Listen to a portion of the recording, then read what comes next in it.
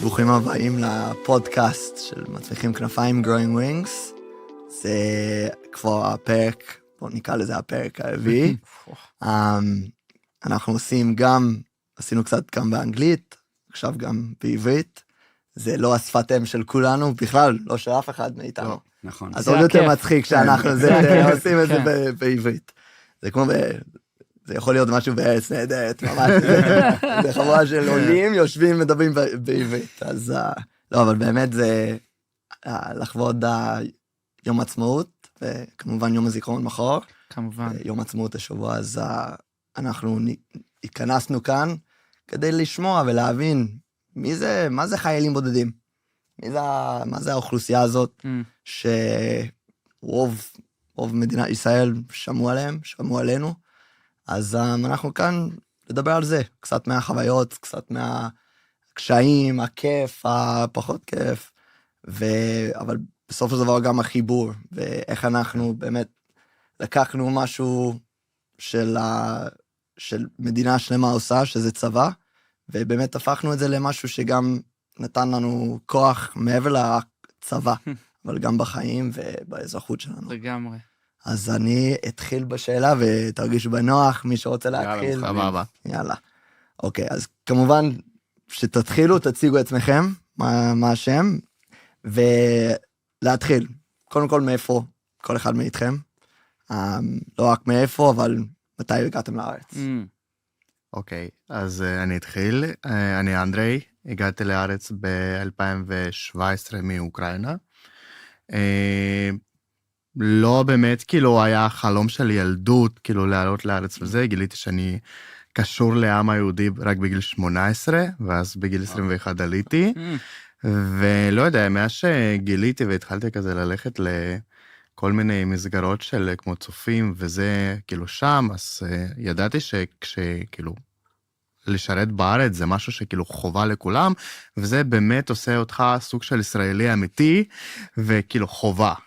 אז לא היה לי חלום להיות כזה בצבא, חייל, לוחם, לא יודע מה, אבל ידעתי שכאילו אם פתאום כשאני כבר יעלה, אז כן, אני אעשה צבא, אלמד שפה שכאילו לכתוב בצד אחר, כאילו זה היה נראה לי משהו משוגע בשבילי, וכן, כאילו ככה התחיל סיפור שלי, כאילו פה בארץ.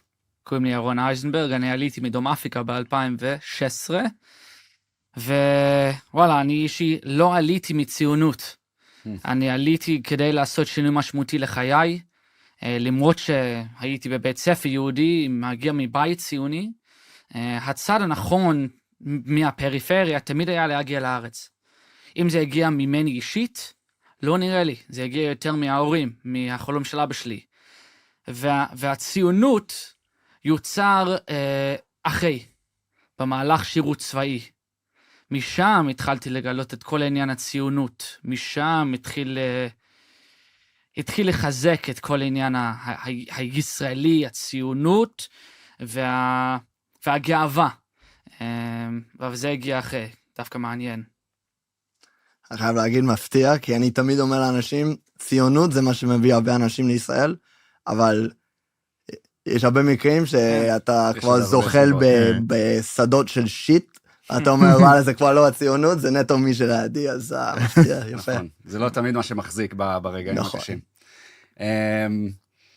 אני אבי עוז, אני מארצות הברית, אבל האמת שנולדתי פה בארץ, בחיפה, אבא ישראלי, אמא אמריקאית, עברנו לארצות הברית שהייתי בן 4, אז גדלתי שם רוב החיים, בניו ג'רזי. ותמיד גדלתי בבית מאוד, לא רק יהודי, אבל ישראלי. תמיד היינו קשורים לארץ. דיברנו עברית בבית, תמיד היינו מבקרים לפחות פעם בשנה. ברגע שהייתי בגיל שיכלתי לטוס לבד, אז התחלתי גם לבוא לבד, למחנה קיץ וכל מיני דברים כאלה, אז תמיד היה לי חיבור מאוד חזק לארץ. אז אני באתי לפני 10 שנים, 10 וחצי, בגיל 22, רציתי לבוא אחרי י"ב. אבא שלי ישראלי, היה בצבא, קרבי, לבנון הראשונה, אז הוא יודע מה זה צבא. והוא שכנע אותי לחכות שנייה, ללכת ללמוד, לעשות תואר, ואז נדבר. אבל בסוף באמת באתי, תמיד הרגשתי את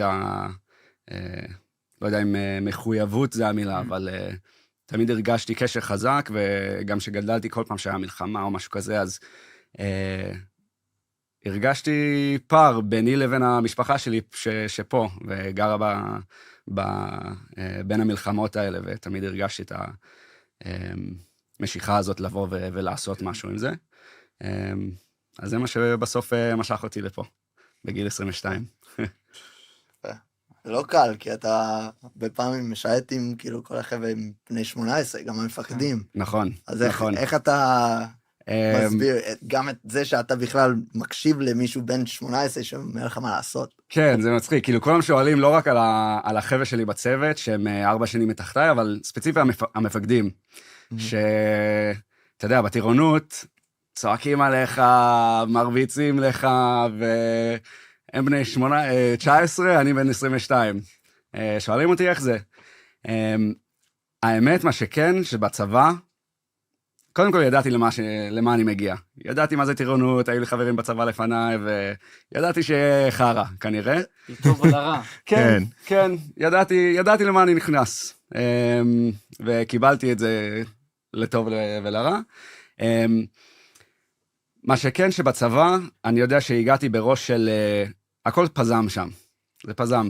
זה כמה זמן היית בצבא, זה לא גיל.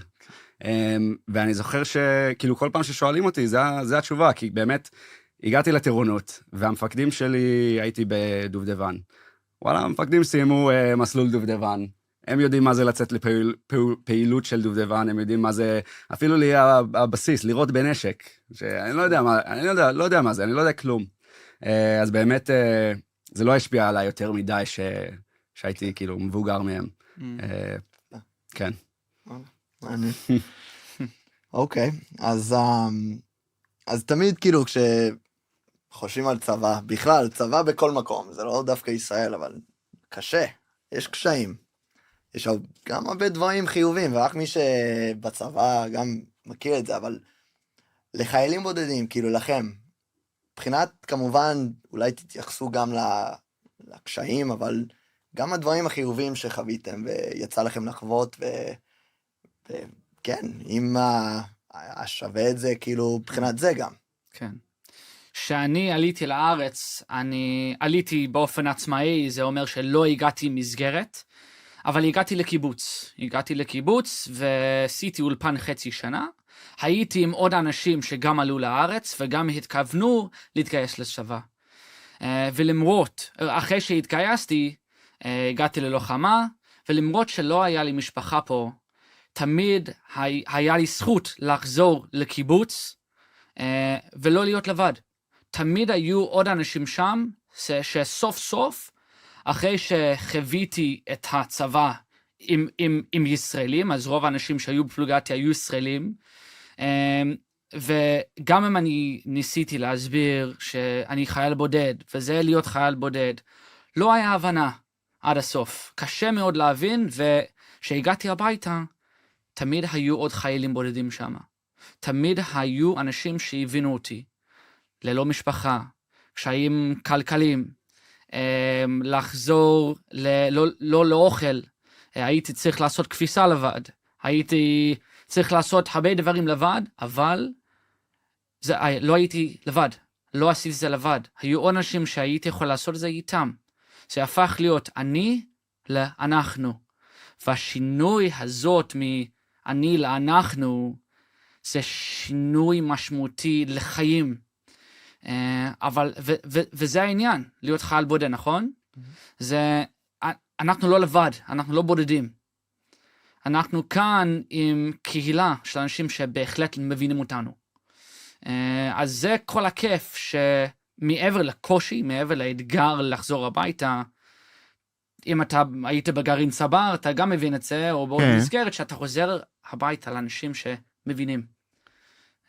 אז כאילו סיפור אצלי, כן, טיפה שונה, אני כן הייתי במסגרת, כאילו התגייסתי עם גרעין צבר, אבל כן, נראה לי שבצבא היו כזה שני קבוצות של אנשים שאו פתאום אומרים, וואו, אתה חייל בודד, אתה הכי מסכן בעולם הזה, כאילו, וזה וזה, ויש אנשים ממש היו גאים במה שעשיתי, בשבילם כזה, מה, עלית לבד בלי ההורים, דווקא לפה, גם התגייסת, וואו, אבל כן, אני מסכים לגמרי, שכאילו, נראה לי בין הדברים הטובים שממש הופתעתי, שכמות האנשים שפותחים את הלב, וכאילו רוצים לעזור, ועושים הכל בשביל, כאילו, מי אני? כאילו, אני אחת כאילו, שבאתי לארץ, ואני עושה כמו כולם בגדול עושים פה, ופתאום כזה אין לי משהו, אז מביאים, וכאילו תומכים, וכאילו תמיד כאילו היו אנשים על ידי שכאילו רצו ועזרו, וזה בין נראה לי דברים המטורפים שחוויתי כאילו אחרי העלייה. ממש.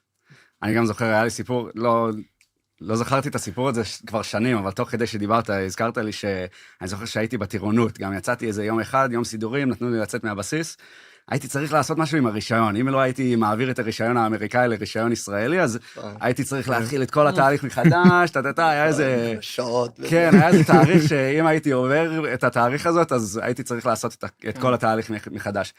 אני זוכר, יצאתי איזה יום אחד, הלכתי ל-DMV, לא יודע איך אומרים את זה, לחדש את הרישיון, והם אמרו, לא, אתה צריך את הטופס הזה, דברים שכאילו לא ידעתי עליהם, לא הכנתי אותם, ואמרתי, כאילו, אני לא יכול לצאת ולחזור, אין, כאילו, יש לי יום אחד, מפה לשם, כאילו, היא גילתה שאני חייל בודד, והיא אמרה, טוב, רגע, כולם לעצור. מי שעבדה שם, היא כאילו הלכה אחורה, התחילה לעשות טלפונים לכל מיני אנשים שהיא מכירה, יש לי פה חייל בודד, אני צריך לעזור לו, ואני זוכר, כאילו, היה תור ארוך גם, אנשים נכנסו כזה, יאללה, מחכים, והיא אומרת להם, לא, יש לי פה חייל בודד, אני צריכה לעזור לו. לא, אני לא יכולה עכשיו. ואני זוכר, זה היה גם לקראת פסח, כל מי שהיה בתור, וניסה כאילו... כמה שיותר מהר כזה. כן, לא, אבל היא אומרת להם, לא, יש לי פה חייל בודד, אני צריך לעזור לו, וכולם כזה, אתה חייל בודד? יש לך איפה לעשות סדר? יש לך איפה לעשות סדר? כזה, כן, תודה רבה, כאילו, הכל טוב. אבל באמת מרגישים את זה ביום יום. וואי, ממש, כל המשרדים הביורוקרטיים האלו יכולים או להיות סיוט, כאילו גיהנום כזה, נכון. או יכול להיות חוויה מטורפת כזאת. כן. ממש, איך שתיארת את זה, ואני הייתי לא מעט במשרדים האלו, אז וואי לגמרי. אז אני רוצה לשאול אתכם, יש הרבה אנשים שמקשיבים, שבטח יקשיבו שהם אולי בכלל ישראלים, אומרים כאילו, יודעים מה זה, כמו שאמרת, כאילו חיילים בודדים זה איזה שם קוד כזה, של מישהו ציוני בא או עושה, מתנדב, אבל לא יודע, לפעמים אני רואה הזדמנות לספר לקהל הישראלי, על מה זה החיילים בודדים, כל האומרים באנגלית, כאילו הפנומנון הזה, אני לא יודע להגיד את זה בעברית, אז לא, אבל באמת, כאילו, מה גורם לאנשים שרוצים, כאילו, לבוא מחול, או לבוא מקשיים כלכליים, לא צריכים להתגייס, דווקא עושים את זה, והרבה פעמים מגיעים ליחידות הכי מובחרות, ובאמת נותנים כל כך הרבה, אז אם אני איזה ישראלי שמקשיב, אני לא, אבל תדמיינו, ומה הייתם אומרים על כל החוויה הזאת של חיילים בודדים, מה חסר, איזה דברים גם יכולים לבוא מהחברה הישראלית? מה דעתכם? שאלה קשה. שאלה טובה. כן. קודם כל אני אציין שאומרים חייל בודד, וזה משהו שאני אישי לא חשבתי עליו לפני שבאתי לארץ, אבל יש חיילים בודדים, ישראלים גם, שמוגדרים חיילים בודדים כי אין להם קשר עם המשפחה, אין להם תמיכה כלכלית מהמשפחה. אז חשוב גם להזכיר אותם שחייל בודד זה לא רק מי שעולה לארץ, כי יש מצב טוב מאוד שהחוויה שלי הייתה יותר קלה מחייל בודד ישראלי, כי אני עדיין בקשר עם המשפחה, יש לי תמיכה כלכלית, אמנם מרחוק, אבל זה גם כאילו הגדרה של חייל בודד, שאני לא חשבתי על זה שעליתי לארץ, והכרתי לא מעט בקהילה הזאת של החיילים בודדים. מבחינת מה זה להיות חייל בודד, זו שאלה טובה. אני חושב שזה משהו אחר לכל אחד. כמו שאמרתי, זו קהילה מאוד מיוחדת. אני חושב שיש הרבה, כאילו שאתה פוגש עוד חייל בודד, זה מרגש, כאילו. כי אתה יודע ככה, בצורה כזה או אחרת, יש איזה משהו משותף ששניכם עברתם. בין אם זה התהליך של העלייה, או הבירוקרטיה של משרד העלייה, או לא יודע מה. כניסה לעזה ביחד. הכניסה לעזה ביחד. זה, כן.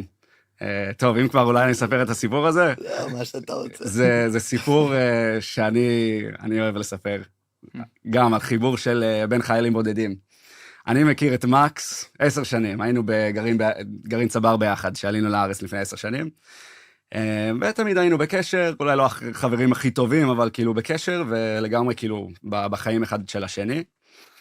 עכשיו, ב7 לאוקטובר, הוקפצנו לבסיס, ואז היו כמה שבועות שאף אחד לא ידע מה יקרה. לא ידענו שאם אנחנו ניכנס ראשונים, כאילו אחרי הסדיר, אף אחד לא ידע. היינו כזה בסוג של כוננות. כמה ימים, אם אתם זוכרים, היה 3 שבועות בין השביעי לכניסה הקרקעית.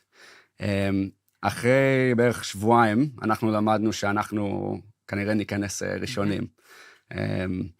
המשימה שלנו הייתה לכבוש את היעדים הראשונים בעזה, בבית חנון, להכין את הקרקע, בוא נגיד, לכניסה של שער צה"ל, שאנחנו היינו, אתה יודע, זה מילואימניקים, לא חשבנו שזה יקרה, שזה היה אנחנו, אבל... וזהו, בימים לקראת הכניסה, באמת כל מיני הכנות ותרגילים וציוד, ולראות שאנחנו מוכנים, הייתי בעולם שלי, הייתי בעולם של הצבא, עם הצוות שלי, ואתה מנותק מהעולם החיצוני, גם מהחברים. ומבחינתי, כחייל בודד, זה עולם כאילו מאוד ישראלי. אני עם הצוות שלי, כולם ישראלים, אני חייל בודד היחיד, אני אמריקאי היחיד, אני בעולם של הצבא, מנותק מהחיים החיצוניים. ואז אני זוכר איזה יומיים לפני הכניסה, המ"פ מביא את כל הכוחות שנכנסים ביחד. אז זה גם אנחנו, ואז גם כאילו כל השריונרים, וגם עוד כמה צוותים מיחידות אחרות. פתאום אני מסתכל ממול, ואני רואה את מקס. מה הקשר? כאילו, מה הוא עושה פה? אז אני זוכר, כאילו, אחרי החטא אני רץ אליו, אני כזה, מה? מקס, מה אתה עושה פה? אני שומע באמצע החטא, מקס! מקס, אני צועק אליו, מקס, מה אתה עושה פה? כאילו, מה, נכנסים לעזה ביחד? כאילו, זה מטורף, מה הקשר? אז באמת נכנסנו ביחד, כאילו, בלילה הראשון של כל הבלגן. אני זוכר, כאילו, שישבנו בחוץ, מחוץ לעזה, היה לנו כמה שעות שחיכינו כאילו לאישור להיכנס, אני ומקס ישבנו, דיברנו על כל הסיטואציה הזויה, ואז נכנסנו, ומשם כבר לא ראינו אחד את השני, כאילו בתוך עזה, אתה יודע, זה כל צוות בעולם אחר, יכול להיות שהוא 100 מטר ממני, אבל לא רואים אחד את השני, אחרי איזה 5 ימים, ובימים הראשונים באמת עברנו כמה דברים, חצי מהצוות שלי נפצע מרימון, שרחפן של חמאס הטיל רימון על הצוות שלי, אז היו ימים מאתגרים בהתחלה. אני זוכר ביום החמישי או שישי, משהו כזה, המפקד שלי יצא לדבר עם עוד מפקדים באיזה מבנה סמוך, והוא חוזר אליי, והוא נותן לי Reese's Pieces, נותן לי שוקולד, הוא אומר לי, כך, זה מהחבר האמריקאי שלך ביעלום. עכשיו, באמצע עזה, באמצע כל הבלגן, לא אכלנו, לא ישנו, מלאים באבק, ומקס עדיין חשב עליי ומסר לי שוקולד. ואמרתי, אני נותן את זה לכמה חברים שלו, והייתי אותם איתו, אז אמרתי, יביאו לו? באמת יביאו לו? כאילו, מעניין. הביאו לי. וואו, מה זה צוות? תשמע, מה זה עשה לי טוב, וגם, כאילו, וואי, ברור, זה ריגש אותי. נתן לי, מה זה, גם לדעת שיכול להיות שזה מגיע עליו. ממש. פשוט בכל כל המצב הזה, אתה פשוט מוצא איזה נקודת אור כזאת. כן, אז זה החיבור בין החיילים הבודדים. אחלה סיפור, אחי. ממש. אני חושב שזה בדיוק על מה שדיברת, שפשוט באיזשהו שלב אתה באמת לא לבד ולא בודד, כאילו יש כאילו לך קבוצה גדולה שתומכת בך, וכאילו יש לך קהילה שלך, וכאילו זה מה שטוב. כאילו אף פעם נראה לי בשירות הצבאי לא הרגשת באמת בודד, וכאילו זה כזה הגדרה של חייל בודד, ותמיד כאילו בודד, כאילו אנחנו לא, כאילו הכל בסדר. מסתדרים. כן. נכון. כן, אז לכן אתה אומר כאילו שהכל בסדר איתנו. אני חושב שהדבר החשוב ביותר זה עניין המודעות. כן. זה ללמוד מה זה חייל בודד. זה להרים את האיכות המודעות שלך, להבין שלחיילים בודדים זה כוח עצום, זה כוח עם רצון פנימית, חבל על הזמן לטרוף את העולם, להיות מנהיגים של מדינת ישראל, ואנחנו מביאים משהו חדש. אנחנו מביאים ערך נוסף למען המדינה, אם זה באמת לוקחים ממה שלמדנו מהמדינה שלנו, כחיילים בודדים מחול, זה הדרננות כאילו מחול, ויש לנו מה להביא, תמיד אנחנו רוצים לתרום, תמיד אנחנו עלינו כדי לתרום, כדי להביא, וככה אנחנו חיים.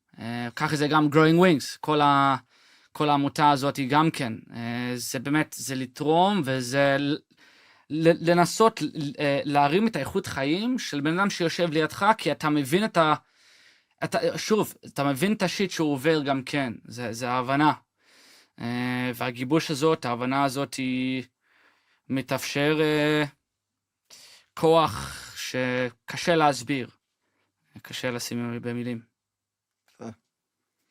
אז אני רוצה לעבור, כאילו, תמיד מעניין, ואנשים, במיוחד ישראלים, תמיד שואלים את השאלה הזאת, כאילו, עכשיו יש את המשפחה, כמובן, כשסיפרתם להם את ההחלטה הזאת, שאתם באים ורוצים לעלות לארץ ולהתגייס, זה קושי מסוימת, אבל אני גם שואל רגע על את החברים בבית, כאילו, אם אתם נשארים בקשר איתם, אם העולמות שכאילו, איך שהייתם שם, שגרתם בחול, איך זה בעצם בא לידי ביטוי, ואיך הם רואים אותך עכשיו, ואיך הם הגיבו להחלטה הזאת של לבוא לישראל.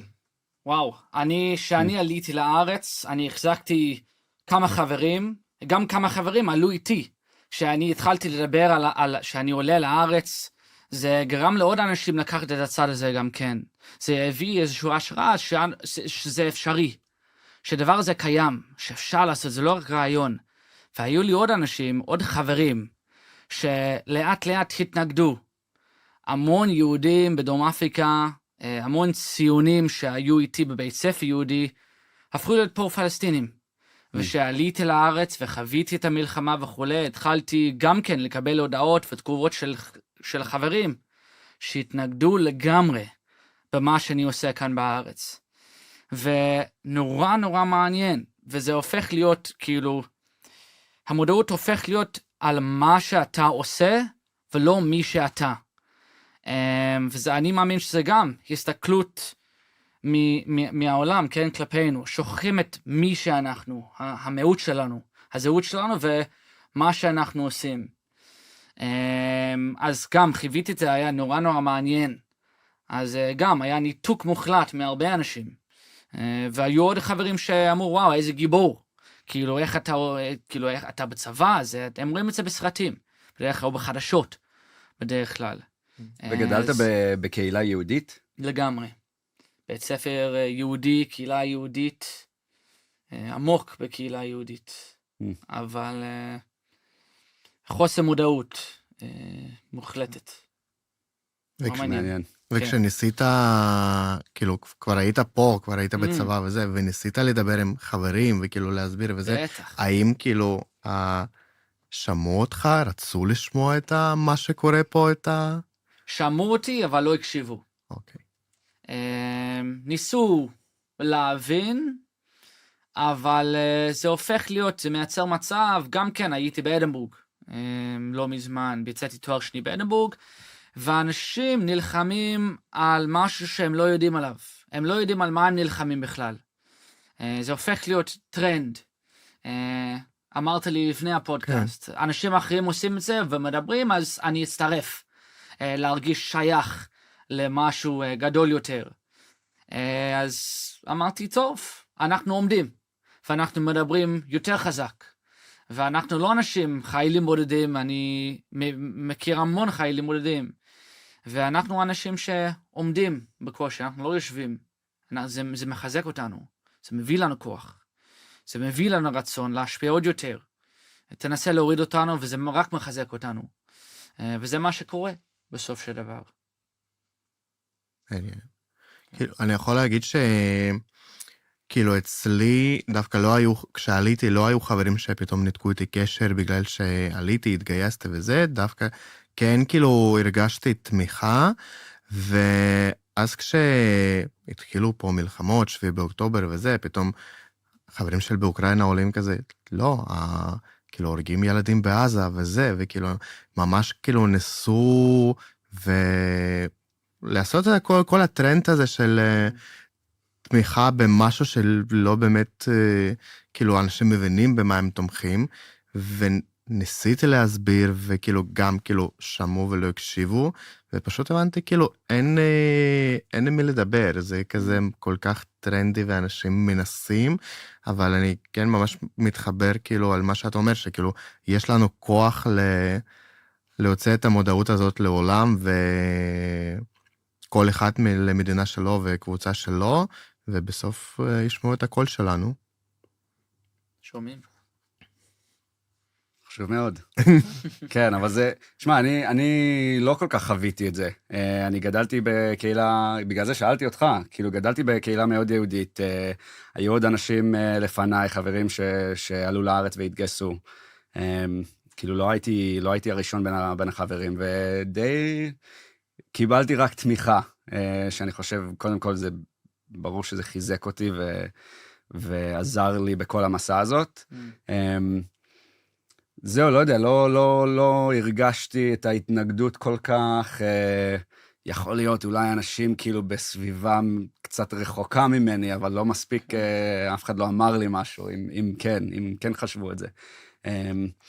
כן, המקרה היחיד, קיבלתי הודעה ממישהי שגדלתי איתה, גם יהודיה, כאילו היינו בבית ספר יהודי, ואני זוכר שכל המלחמה התחילה, העליתי איזה סטורי, שעכשיו אני כבר פחות עושה, כן? כאילו סטורי על מדים וזה, אבל העליתי איזה סטורי, והיא שלחה לי הודעה, זה מטורף לראות ילד כל כך חמוד שגדלתי איתו, לוקח חלק ברצח עם. ועכשיו, וזה המקרה היחיד שכאילו זה, אבל זה, אני זוכר, זה היה אחרי שיצאתי מעזה בפעם ראשונה, והרגשתי כאילו הכי בסדר עם כל מה שעברתי, אבל זה מה שפגע בי. לא שבהכרח אכפת לי ממנה ומה היא אומרת לי, והדעות שלה, אבל פתאום לקבל הודעה כזאת, אחרי כל מה שעברתי שהייתי בפנים, זה שיבש אותי. כן. שיבש אותי לגמרי, והיינו בחוץ לאיזה יומיים, ואז נכנסנו פנימה, וכאילו, שיבש אותי קצת. לקבל הודעה כזאת פתאום. וישראלים לא חווים, כאילו, הרבה ישראלים הם כאן, אין להם את ה... זה בורה. כן. פה זה בורה. אין להם את כל המעגלי, כאילו, מעגלים האלו, השונים, הם באים דעות שונות. נכון. אז באמת מטורף, ואני תמיד אומר, חיילים בודדים זה השגרירים הכי טובים לישראל. כאילו, לטוב ולרע, כאילו, אנחנו באים, גודלים בקהילות האלו. אז מי יכול לחזור לקהילה הזו ולהסביר למישהו, כן, זה לוקח סבלנות, באיזשהו שלב, אבל זה, כן, זה אחד האתגרים, זה מטורף. לא, אני לא יודע אם אתם יודעים מה שקורה בדרום אפריקה כרגע. שהייתי בסדיר, כמובן, גם, היה לי המון גאווה, אז הייתי עולה כמה תמונות באינסטגרם, בפייסבוק, על מדים, עם גאווה מטורפת. צנחן, קומטן, נשק, ובדרום אפריקה התנגדו, התחילו במהלך, כן, לפני 7 אוקטובר, ובסוף, כן, היה נובמבר 2023, קיבלתי מסמך, ובתוך המסמך הזה היה קהילה פרו-פלסטינאית מאוד מאוד משמעותית בדרום אפריקה, והייתי על רשימה של מחבלים בדרום אפריקה. 10 חיילים בודדים בתוך רשימה. וואו. אם אתם חוזרים לדרום אפריקה, נכנסים לכלא מיידית. זה היה מסמך שעד היום אני מסתכל עליו ומנסה באמת להבין אותו בעומק יותר. אבל שוב, גורם לנו לעמוד יותר חזק ואומר, כאילו אף אחד לא יכול להפיל אותנו. הקול שלנו בהחלט. אנשים שומעים את הקול שלנו, ואנחנו מבינים ואנחנו רואים את ההשפעה שלו. אין צורך להפסיק. תמיד, אם אתה חווה איזה קושי, אתה חווה אתגר, אל תיתן לזה להפיל אותך. אתה אף פעם לא לבד בחוויה הזאת. ואם אתה מתחיל לדבר, ואתה מחזק את הקול שלך, ואם אתה באמת מאמין במה שאתה אומר, אנשים יתחילו להאמין בך. והאמונה הזאת חייב להישאר. אסור לוותר על האמונה שלך. זה מה שמשאיר אותי, כחי הוא שלם, הוא עם חזה למעלה. ואני מאמין שאתם גם מזדהים עם אותו משמעות. לגמרי. אני גאה בכל מה שאני עושה. וזה שאני פחות מעלה דברים לאינסטגרם עכשיו על מדים, זה לא בגלל שאני לא גאה בזה, זה יותר בגלל... בא לך לטייל. כן, בא לי לטייל, ולא בא לי להיכנס לאיזושהי רשימה כזאת, כי אני לא יודע, אני לא זוכר כבר מי עוקב אחריי. וכן, זה בדיוק זה. גם האטרף, כל ההתרגשות סביב צבא, נעלמת אחרי שזה חלק מעתה. כן. זה לא חוויה חדשה שנכנסת עכשיו, זה חלק עם מי שאתה. אחרי 8-9 שנים בתוך צבא, זה לא רק מקצוע, זה מיעוט. נכון. אז אתה מתקדם מההתרגשות הזאת. כן, לגמרי. אז כמובן אנחנו לא זה תקופת מלחמה. אני כן, כאילו, נגענו קצת על המלחמה, וכאילו, מאיפה אתם חוויתם את זה, גם מההתחלה עד עכשיו, ממש. ואני כן רוצה להגיע גם לשאיפות, כאילו, מה איתכם בחיים? כאילו, כמובן, יש מלחמה, ויש מילואים, יש צבא, אבל יש גם מעבר לזה. אז אשמח לשמוע אם יש לכם, מה אתם עושים היום? מי זה אביוס, ירון ואנדרי היום, מחוץ לחייל הבודד והמסגרת הזאת, מה אתם עושים? מה אתם רוצים לעשות? מה מעניין אתכם לעשות? טוב, אני כבר בדיוק סיימתי תואר שני באוגוסט 25, אני טסתי לאדינבורג לבצע תואר שני בפסיכולוגיה ביצועית, במהלך מלחמה גם, כמו שדיברנו, לא הכל טוב ויפה, גם האבא שלי נפטר במהלך המלחמה, אז זה גם שיבש אותי טיפה, הוא נפטר בדרום אפריקה שהייתי אמצע לחימה, אח שלי גם היה בעזה, הייתי בלבנון, וחזרתי לדרום אפריקה להלוויה שלו. זה גם אחד מהקושי, משפחה כבר לא פה, אבל אני אישי, הפכתי אבל וכאב לסקרנות, או הזדמנות ללמוד יותר, לפתח את התחום שלי והמקצוע, וגם כן את המודעות לאנשים שצריכים להיות החזק, לאנשים שלא יכולים להיות שקופים עם עצמם, או כנים עם עצמם, כי הם צריכים להתפקד. אז המשכתי את הלימודים שלי, והיום אני עוד מעט נכנס לתפקיד חדש, תפקיד מאוד משמעותי, לא, כאילו נחשוף את זה יותר מדי, נשאיר את זה מאחורי הקלעים כרגע, עד שהכל מסודר, אבל כן, יש הרבה התרגשות בפרק הזה, יש הרבה דברים שקורים סביב הלימודים, ואנחנו יוצאים ונכנסים, אבל חיילים בודדים יודעים איך להיות גמישים, מאוד. ותמיד על הטלפון, תמיד על המחשב, אם זה בשדה, בשטח, או אם זה במשרד, אנחנו יודעים איך תמיד להיות אונליין. אז כן, יש הרבה חוויות והתרגשיות בשנה הזאת, ובעזרת השם לשנים שיגיעו.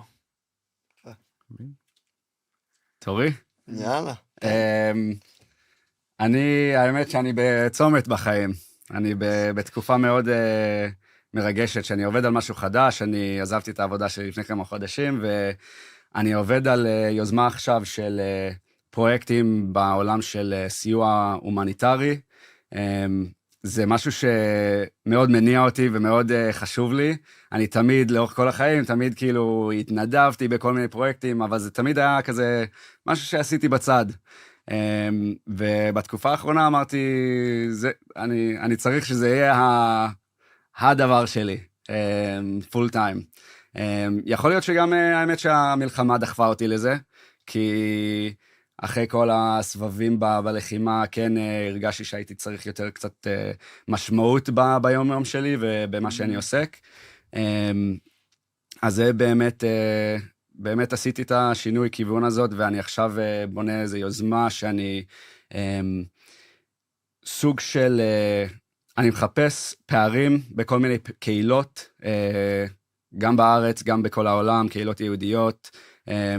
אני מחפש פערים או צרכים שעמותות גדולות, ארגונים גדולים, לא בהכרח נותנים מענה לצרכים האלה, לכל מיני סיבות, לא יודע למה, או בגלל שהם מסתכלים על התמונה הגדולה יותר, וזה משהו מאוד ספציפי שנופל בין הכיסאות, או לא יודע מה, ואני רוצה כאילו לעבוד עם תורמים, לחפש את הפערים האלה ולהוציא פרויקטים לפועל, סביב הצרכים האלה, סביב הפערים. זה התחיל עם חוויה שהייתה לי לפני 4 שנים, שהמלחמה התחילה באוקראינה, וטסתי למולדובה, רציתי, שוב, זה הייתה אותה הרגשה שגרם לי להתגייס לצבא גם, כאילו שהייתי כל כך, לא יודע איך להסביר את זה בכלל, פשוט הרגשתי מחויבות ללכת ולעשות משהו, לא רק לשלוח כסף, או לא, ללכת ולעשות משהו בידיים שלי. אז טסתי למולדובה עם ארגון גדול, באמת בשבוע השני של המלחמה, עבדנו עם פליטים שהגיעו מאוקראינה, ובאמת היו מלא פערים שראיתי כאילו בהתחלה. הארגונים עשו עבודה מושלמת, עבודה חשובה, אבל זה היה תמונה יותר גדולה, כל מיני, לא יודע. לא רואים את הבן אדם, את נכון, האנשים הפרטיים. ואני זוכר כאילו ביום הראשון שלי במולדובה נסעתי לגבול, היה סופת שלג, ואנשים עמדו שם בקור, בשלג, ולא היה שם כלום, לא היו איזה 2 אוהלים, משהו כזה, תנור חימום אחד, ואנשים עמדו בחוץ בשלג, וחיכו לאוטובוסים ל10 שעות. ואמרתי, יאללה, בואו נתחיל לקנות כזה גנרטורים, ותנורי חימום, דברים כאלה. וזה פשוט היה מחוץ לסקופ של הארגונים הגדולים, לא יודע, וכל מיני בירוקרטיה, ולא, הכל מעל $1,000, צריך אישורים, אמרתי, יאללה, אני מגייס כסף משלי, אני אריץ איזה פרויקט בצד, תוך כדי שאני המשכתי כאילו להתנדב איתם, ובאמת זה הפך להיות פרויקט גדול, קניתי שם גנרטורים, כל מיני דברים בתוך מולדובה, בסוף התחלתי לשלוח ציוד רפואי לתוך אוקראינה, כי באמת גייסתי יותר כסף ממה שציפיתי, אז זה המודל, זה כאילו מה שאני מנסה לבנות עכשיו בתור יוזמה. אני זוכר שפרסמת את זה, ואני אומר, כאילו, אני בטוח שאחד הסיבות שגייסת יותר ממה שכיוונת, כי, תשמע, אתה רואה בן אדם, עכשיו הולך למקום שהוא לא היה בו, כאילו אף פעם, בא להתנדב, לעזור, זה מטורף לראות את זה, אני זוכר שראיתי את זה, הייתי חייב לטעום, שלחתי לאנשים, ואני גם מגייס כסף ועושה את זה, אבל היה לי חשוב, כאילו, אתה רואה, כאילו, כמה באמת ההשפעה הזאת מלבוא ולראות מישהו, כאילו, לראות את אני גם חושב שאנשים צמאים לקשר הישיר הזה, לתרומה שלהם, לסיוע שהם נותנים, כי זה שונה מאוד מלתרום לאיזה ארגון גדול, שלא יודעים לאן הכסף מגיע, וברגע שבאמת פרסמתי את זה, אני זוכר, פרסמתי איזה סטורי באינסטגרם שאני שם, ואני קונה ציוד, ומי שרוצה לשלוח לי כסף, יאללה, בכיף. ואנשים חיפשו את הקשר הישיר הזה, הם ראו שאני שם על הקרקע, אני הולך לחנות, אני קונה איזה גנרטור, כאילו, כזה. אז הם ידעו, הם צמאים לקשר הישיר הזה, לתרומה שלהם, לראות מה קורה עם הכסף. אז זה הרעיון, גם לתת לתורמים את החיבור הזה. תשמע, זה חיילים בודדים, כאילו, לא מחכים שיגידו מי יכול, זה פשוט אני כמו שם. וואי, מטורף, יפה. אז אוקיי, אני כן המשכתי את הסיפור שלי עם חיילים בודדים אחרי שהשתחררתי. התחלתי את הדרך שלי ביחד המשכתי את הדרך שלי ביחד עם גרעין צבר. הרגשתי שכאילו, דיברנו מלא על כאילו תמיכה, גם נפשי וגם כאילו פתאום בצבא, וכאילו איך כאילו ישראלים כאילו תומכים וזה. אמרתי כאילו, וואלה, כאילו, אני הייתי שם, אני יכול לעזור לאנשים שרוצים לעשות את הדרך שאני עשיתי, אז המשכתי וכבר כמה שנים טובים אני עדיין שם, אני בגדול עובד עם האנשים שמגיעים מקבוצות של דוברי רוסית, שזה אוקראינה, רוסיה, מולדובה ווטאבר, וכל כך מרגש וכיף לראות שכל שנה המספרים רק עולים ועולים, ובאמת יש רצון, ויש את החיבור עם המדינה שזה, זה לא נכון להגיד מדינה לא שלך, בסוף זה כן מדינה שלנו, אבל כן, שיש לאנשים את האומץ ורצון לבוא ולהתנדב ולעשות את הדבר נראה לי הכי משוגע שהם עושים בחיים שלהם, את הצבא, וכן, ובזמן האחרון כאילו חזרתי לצילום, שנראה לי לא נגעתי במצלמה מאז שהשתחררתי, כי אמרתי, שנתיים עשיתי את העבודה שלי, ופתאום נזכרתי שזה, כן, עושה לי כזה טוב בלב. היית צלם? הייתי צלם צבאי בצבא, עשיתי כזה סרטי הדרכה לחיילים קרבי וזה, ועשיתי הפסקה של 5 שנים, ועכשיו לאט לאט אני חוזר כזה לתחום, בשביל גם לענות, וכזה, להיות כזה פינה שלי, בשביל הכיף. שלם. כן.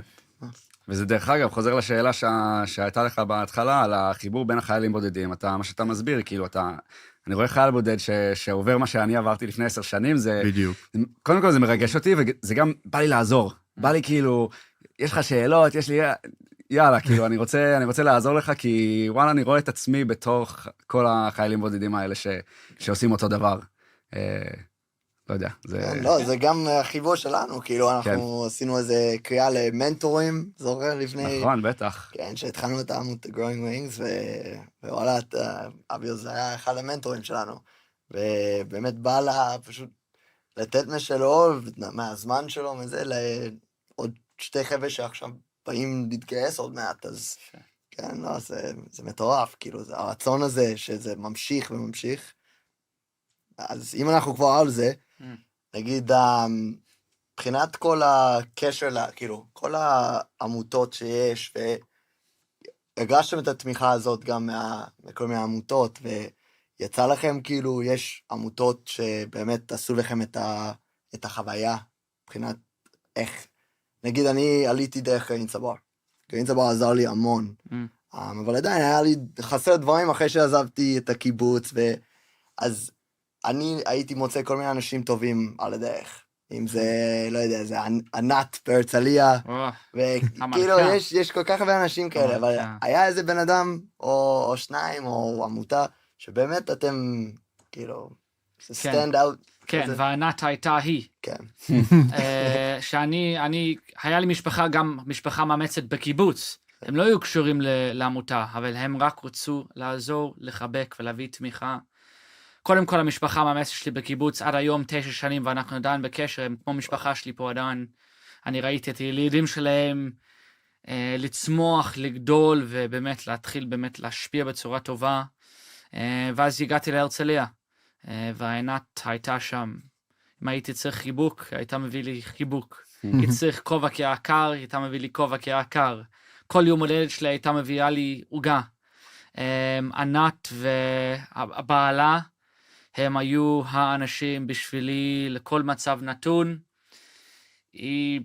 אין לי מילים לתאר, גם נועה היה עוד, גם דנה היו אמהות של החיילים בודדים, וב-2020 והתחילת קורונה, אני עבדתי סוף סוף בשיתוף פעולה איתם, ובנינו מאבק יחסית משמעותי, הפכתי להיות נציג ודובר כלפי הזכויות של החיילים בודדים בתקשורת, ועוד, הם היו שם, איתי, אז הם בשבילי היו הכל, ועד היום, עדיין שמה, אז אין לי מילים, אז אם היא שומעת היום, אני אגיד לה תודה רבה על כל תשמע, נשלח לה.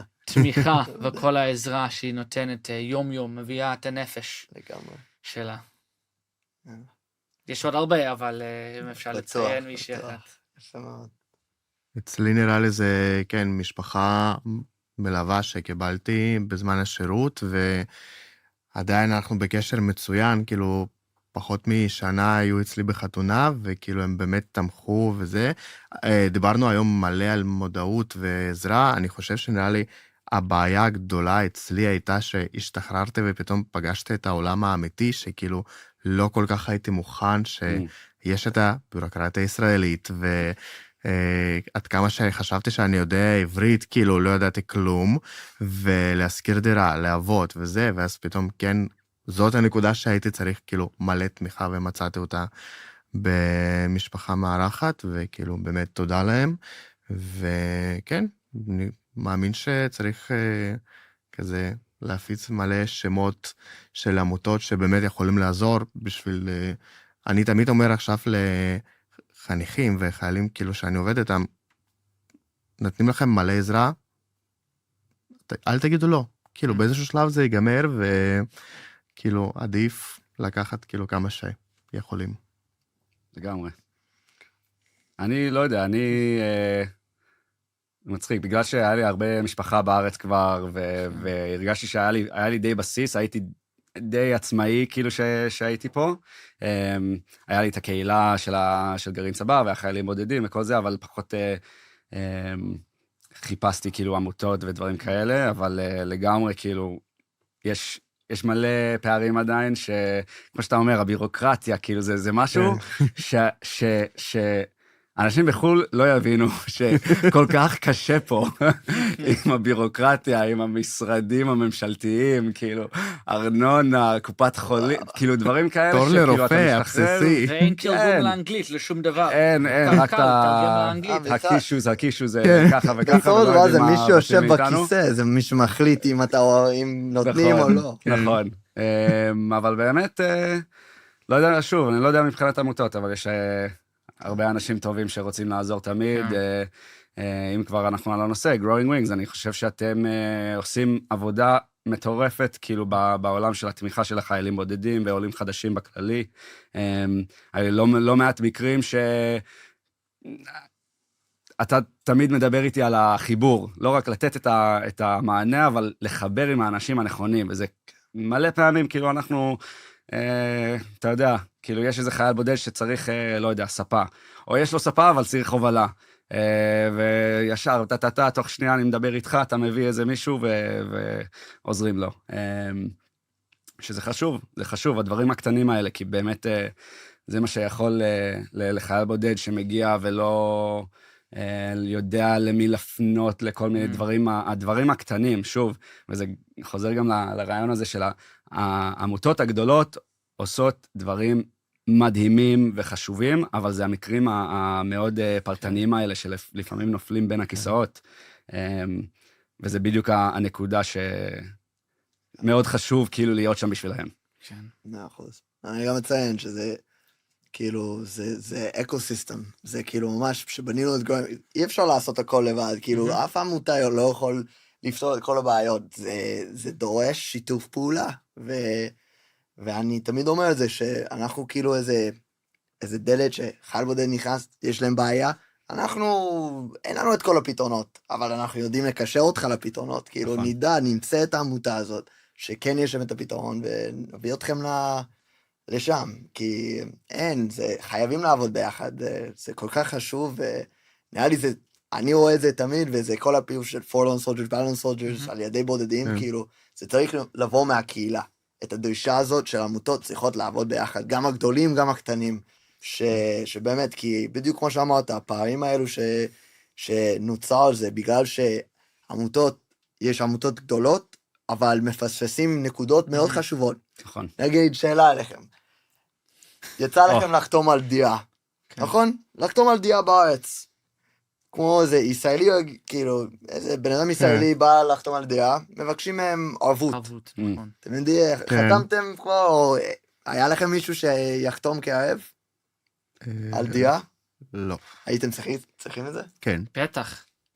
אני בסיטואציה אחרת, יש לי אבא ישראלי, אז הוא תמיד חתם לי, אבל לא. אני שכנעתי את המשפחה המאמצת שלי לעשות את זה בשבילי. היה משא ומתן. אבל כן, זה דבר חשוב מאוד. זה עניין של אם אתה מקבל את הדירה או לא. והם לא מבינים את העניין החייל הבודד, ויכול להיות שאין לנו בכלל. אני זוכר פעם שאבא שלי היה צריך לטוס בשביל אחותי, כדי להיות מעורב בכל הדבר הזה. אז כן, מאתגר. זה ממש מאתגר, כאילו אני זוכר שהדירה הראשונה שהיינו צריכים, כאילו באיזשהו שלב להיות, כאילו כשאתה מזכיר דירה להיות חייל בודד זה כזה מסוכן, כאילו אתה, כאילו מאיפה כסף, ואז אוהבים אותך עד שאתה מזכיר דירה. ואז פתאום כזה אין לך מישהו שאחתום עליך בחוזה וזה, אז כאילו הפתרון היחיד שהיה לנו זה כזה, אוקיי, אנחנו נותנים לך צ'ק פיקדון הכי גדול שאנחנו יכולים, וזהו, זה כאילו כל המשכורות שיש לנו, ומתישהו נקבל זה בחזרה. זה אחד הקשיים, למשל. יש עוד הרבה. כן, אוקיי. אז אני רוצה גם בגלל, כאילו, לא יודע, יום העצמאות, אנחנו גם, אמרנו שכאילו נעבור גם יום הזיכרון מחר, אז יש לכם גם בצד האופטימי. יום העצמאות זה כאילו, זה מטורף שאנחנו כאן, ואני תמיד אומר את זה כל שנה שאני חווה את זה בארץ, במיוחד אני במילואים גם, כל אחד משלו, אבל יש לכם איזה מסר, איזה משהו לכל מי שרואה את זה, על, לא יודע, מה, איזה מוטיבציה, משהו שייתן, כאילו, ייתן להם איזה משהו. כן. יש לכם איזה... כן, ואני אביא משפט של הרצל. הוא אמר, אם תרצו אין זו אגדה. בטח. קלאסי חייל בודד. אני הייתי מסתובב ואומר. כן, אבל זה נכון, ויש כל כך הרבה משמעות בדבר הזה. אם אתה מאמין במשהו, אל תוותר על האמונה שלך. תמשיך לעמוד ותמשיך לדבר על האמונה שלך. תמשיך לדבר, תמשיך להשקיע באמונה שלך. To manifest, to believe. ותשים את הכוח שלך בתוך האמונה שלך. ובסוף של דבר אתה תצליח. תיפול, תקום ותמשיך, תלמד. תיפול, תלמד ותמשיך. ותתחזק. ובסוף אתה לא תנצח לבד, אתה תנצח עם עוד אנשים שמאמינים בך. אז זה דבר, כן, אם זה קצת מוטיבציה, זה משהו קטן שאפשר לציין, במיוחד ביום העצמאות. יפה. well said. אני, בשבילי, לא יודע, הרבה אנשים שואלים אותי למה להישאר עם כל המלחמות והמילואים והקשיים, אבל בשבילי אישי אני לא... אין לי מה לחזור. אני אוהב את החיים שלי פה, אני גאה בזה שאני גר פה, שאני חלק מהמדינה הזאת והעם הזאת, ובאמת לא הייתי בוחר לגור במקום אחר. טוב לי פה. זה מזכיר אותי, אתה יודע מה? אני גם אתן משפט, אבל זה משפט של...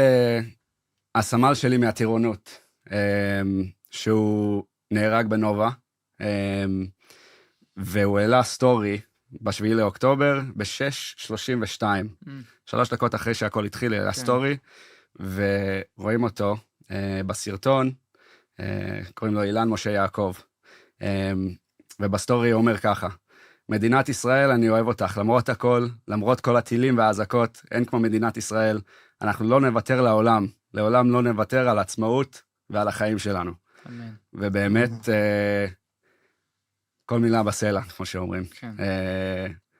אני מסכים, אני באמת, וזה הסטורי האחרון, זה הדבר האחרון שראינו ממנו, אבל באמת, זה... ככה אני מרגיש.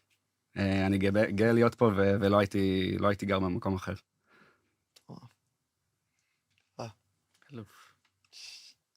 איך זה היה? וואו, זה היה מרגש. אני אגיד גם אם היו שואלים אותי אם הייתי עושה זה שוב, אז 100% כן.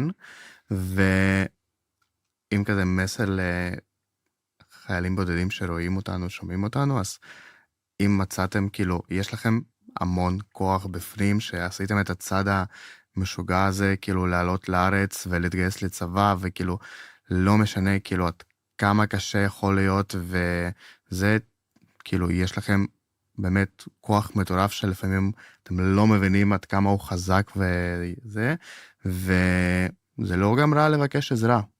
כאילו, זה לא עושה מכם, כאילו, אנשים חלשים, חס וחלילה, תבקשו ותקבלו, 100% תקבלו, כאילו, דיברנו על זה היום המון, אז רק בהצלחה.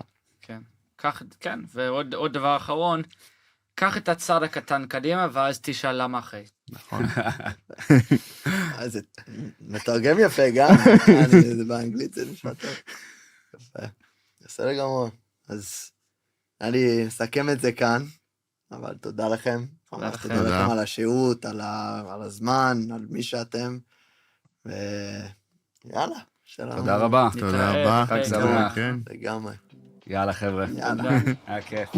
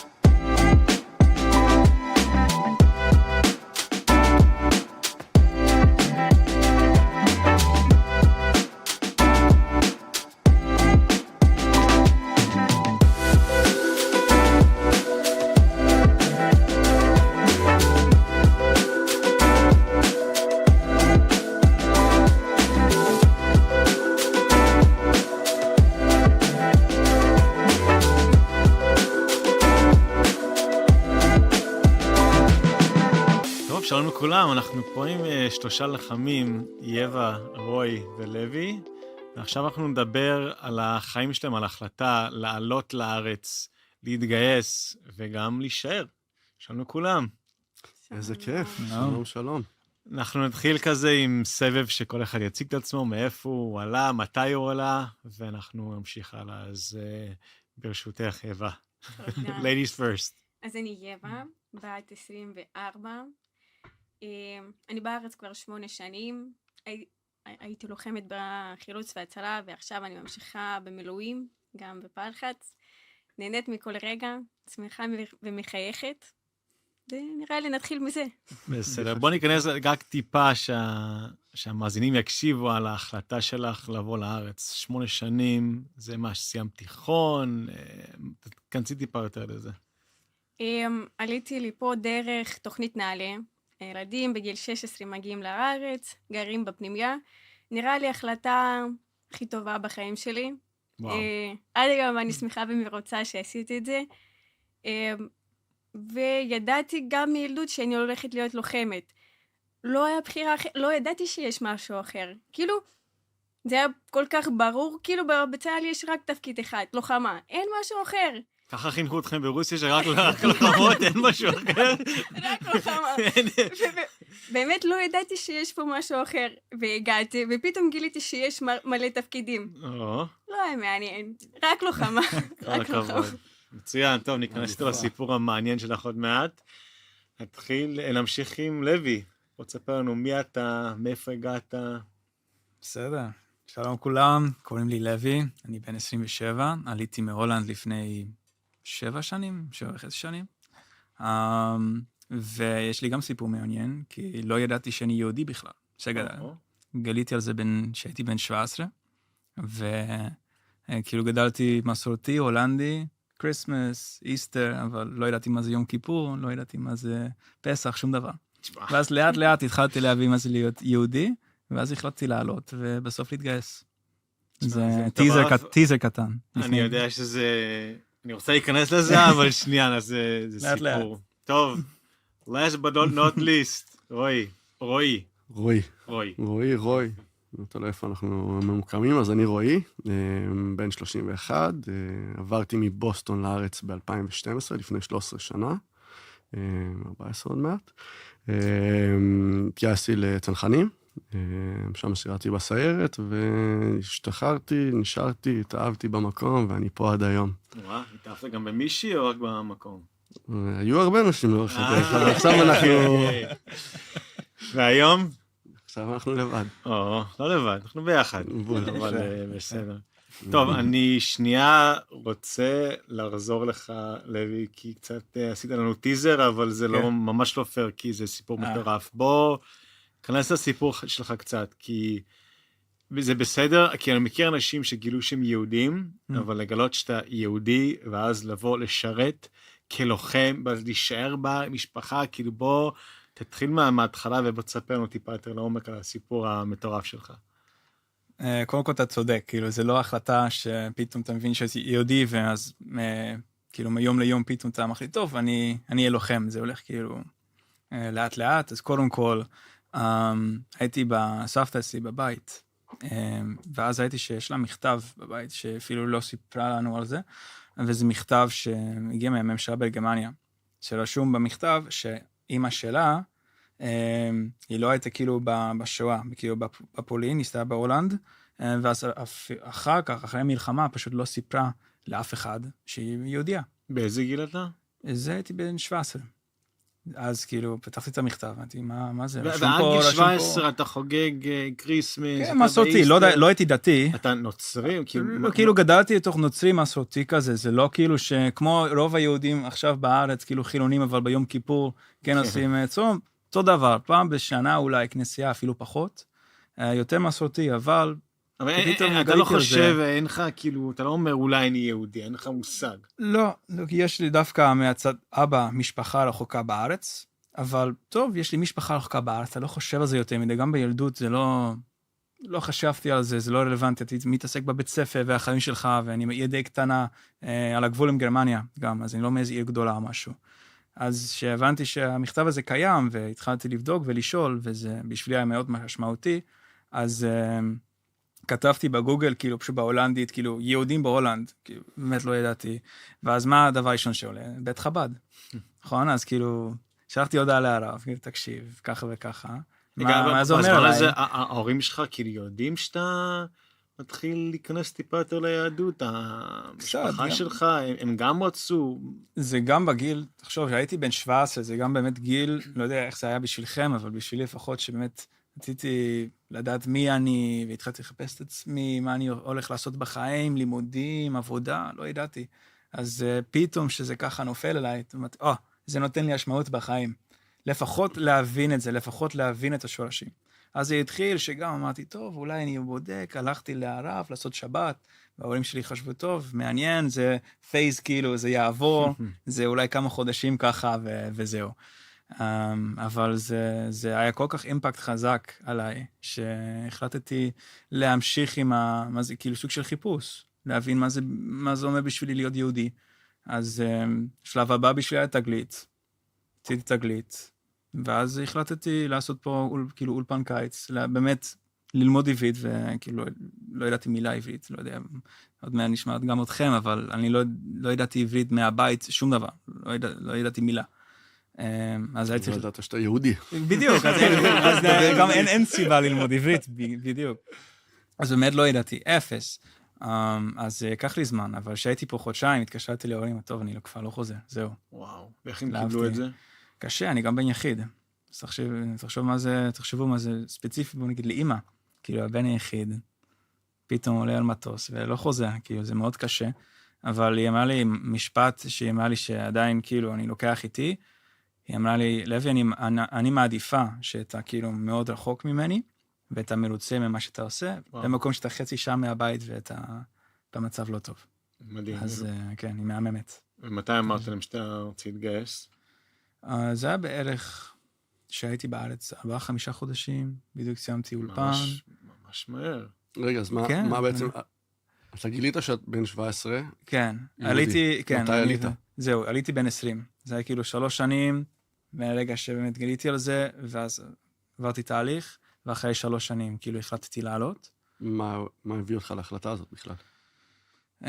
קצת גם, באמת, קודם כל רציתי באמת להבין את השורשים, וגם כשהייתי בן 18 עברתי אז תגלית, זה הפעם ראשונה שהייתי לבד בארץ, וקצת להבין מה זה התרבות פה, מה זה הקהילה פה, ונורא נהניתי מזה.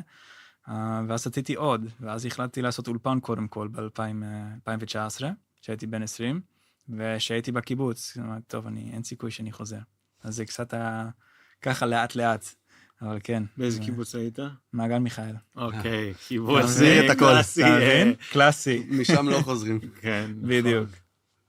מדהים, מדהים. טוב, אנחנו נחזור לסיפור שלך, אבל זה מהמם, וכל הכבוד שאתה פה ונשאר פה. תודה. בן יחיד. אתה רואה את המשפחה של אבא שלך בארץ? כן, זהו. הייתי בעצם פעמיים, כאילו בכללי, ועכשיו בדיוק כאילו דפקתי על הדלת. שלום, אני כאילו בן דוד שלכם. אני פה, כאילו להישאר. מלא באהבתות. בואו נשב לשבת. יאללה, בואו נמשיך לרועי. בוא תספר לנו קצת על הילדות שלך, אתה נולדת שם, פה, הורים שלך ישראלים, ציונים, בוא תספר לנו קצת. אז היה לי פינג פונג. גדלתי בארץ, נולדתי בארץ, גדלתי בתל אביב, וביום בהיר אחד, בגיל 9, ההורים אמרו, אורזים הכל ועוברים לבוסטון. עכשיו אין לי מושג מה זה בוסטון, חוץ מהחלום האמריקאי, אתה יודע, ילד מכיר את ה-NBA, מכיר קצת פוטבול, אבל לא מעבר לזה. ובעצם עברתי לשם, שאני דובר עברית ואנגלית פה ושם. רגע, אתה נגד? אתה כאילו רוצה להישאר בארץ או שהיית... אני הייתי מאוד מחובר לשורשים הישראלים שלי, מאז ומתמיד, כאילו...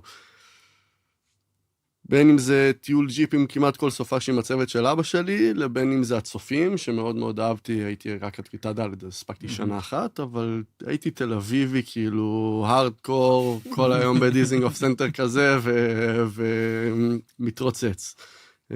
גם בים, עמוק עמוק. ואז בעצם הרגשתי שקראו חלק ממני כשעזבתי, אבל בו זמנית זה גם בין 9, אז כאילו, היכולת להתאקלם היא יחסית קלה. ואז כבר מצאתי את עצמי שם כמה שנים טובות, מאוד אוהב את המקום, אבל כל קיץ הייתי חוזר לחודשיים. כאילו עשיתי שנה ראשונה איזה סאמר קמפ כזה, סליפ אווי, חודש וחצי, היה נחמד, מגניב, ווייקבורד על האגם והכל, ומאז אמרתי תל אביב ואני מגיע.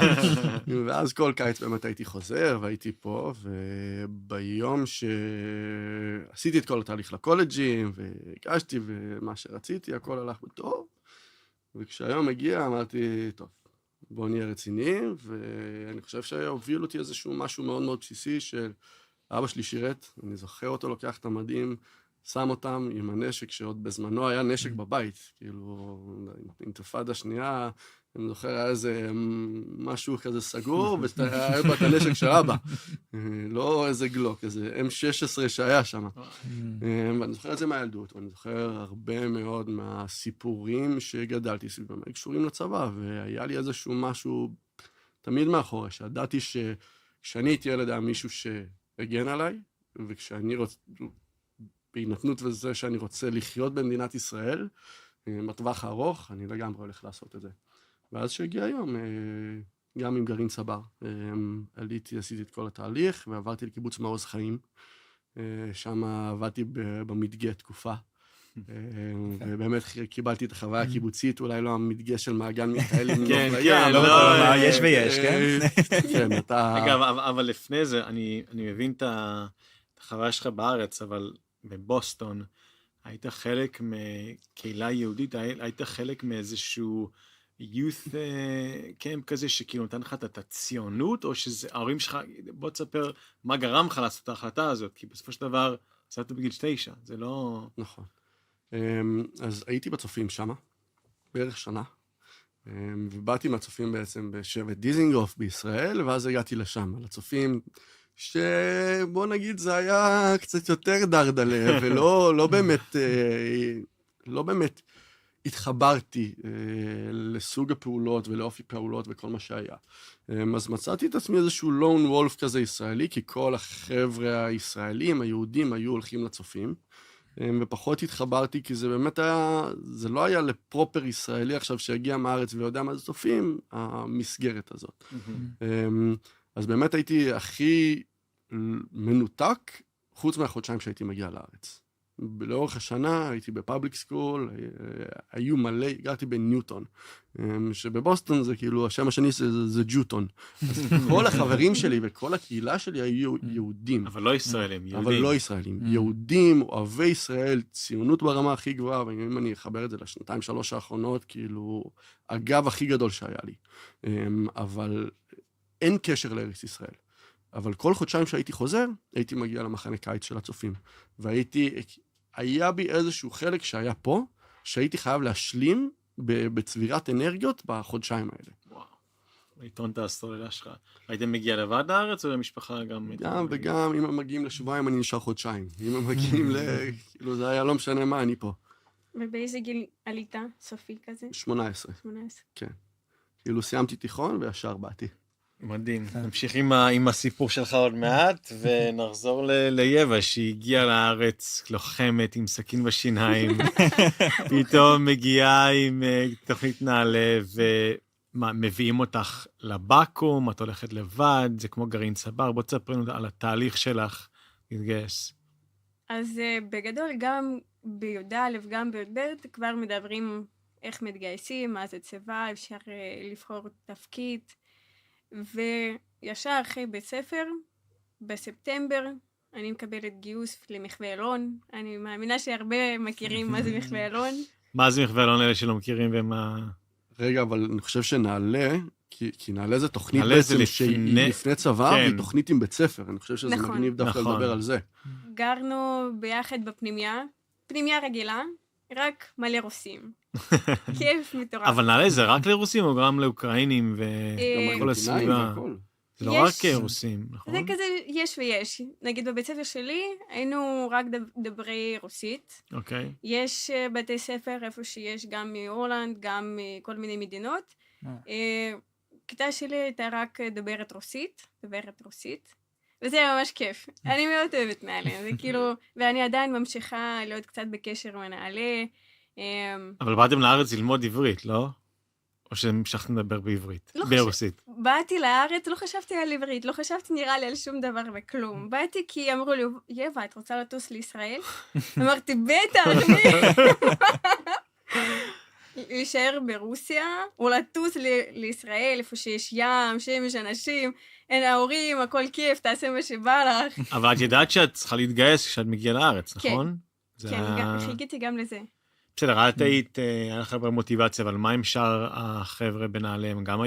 גם רצו להתגייס? רוב, כן.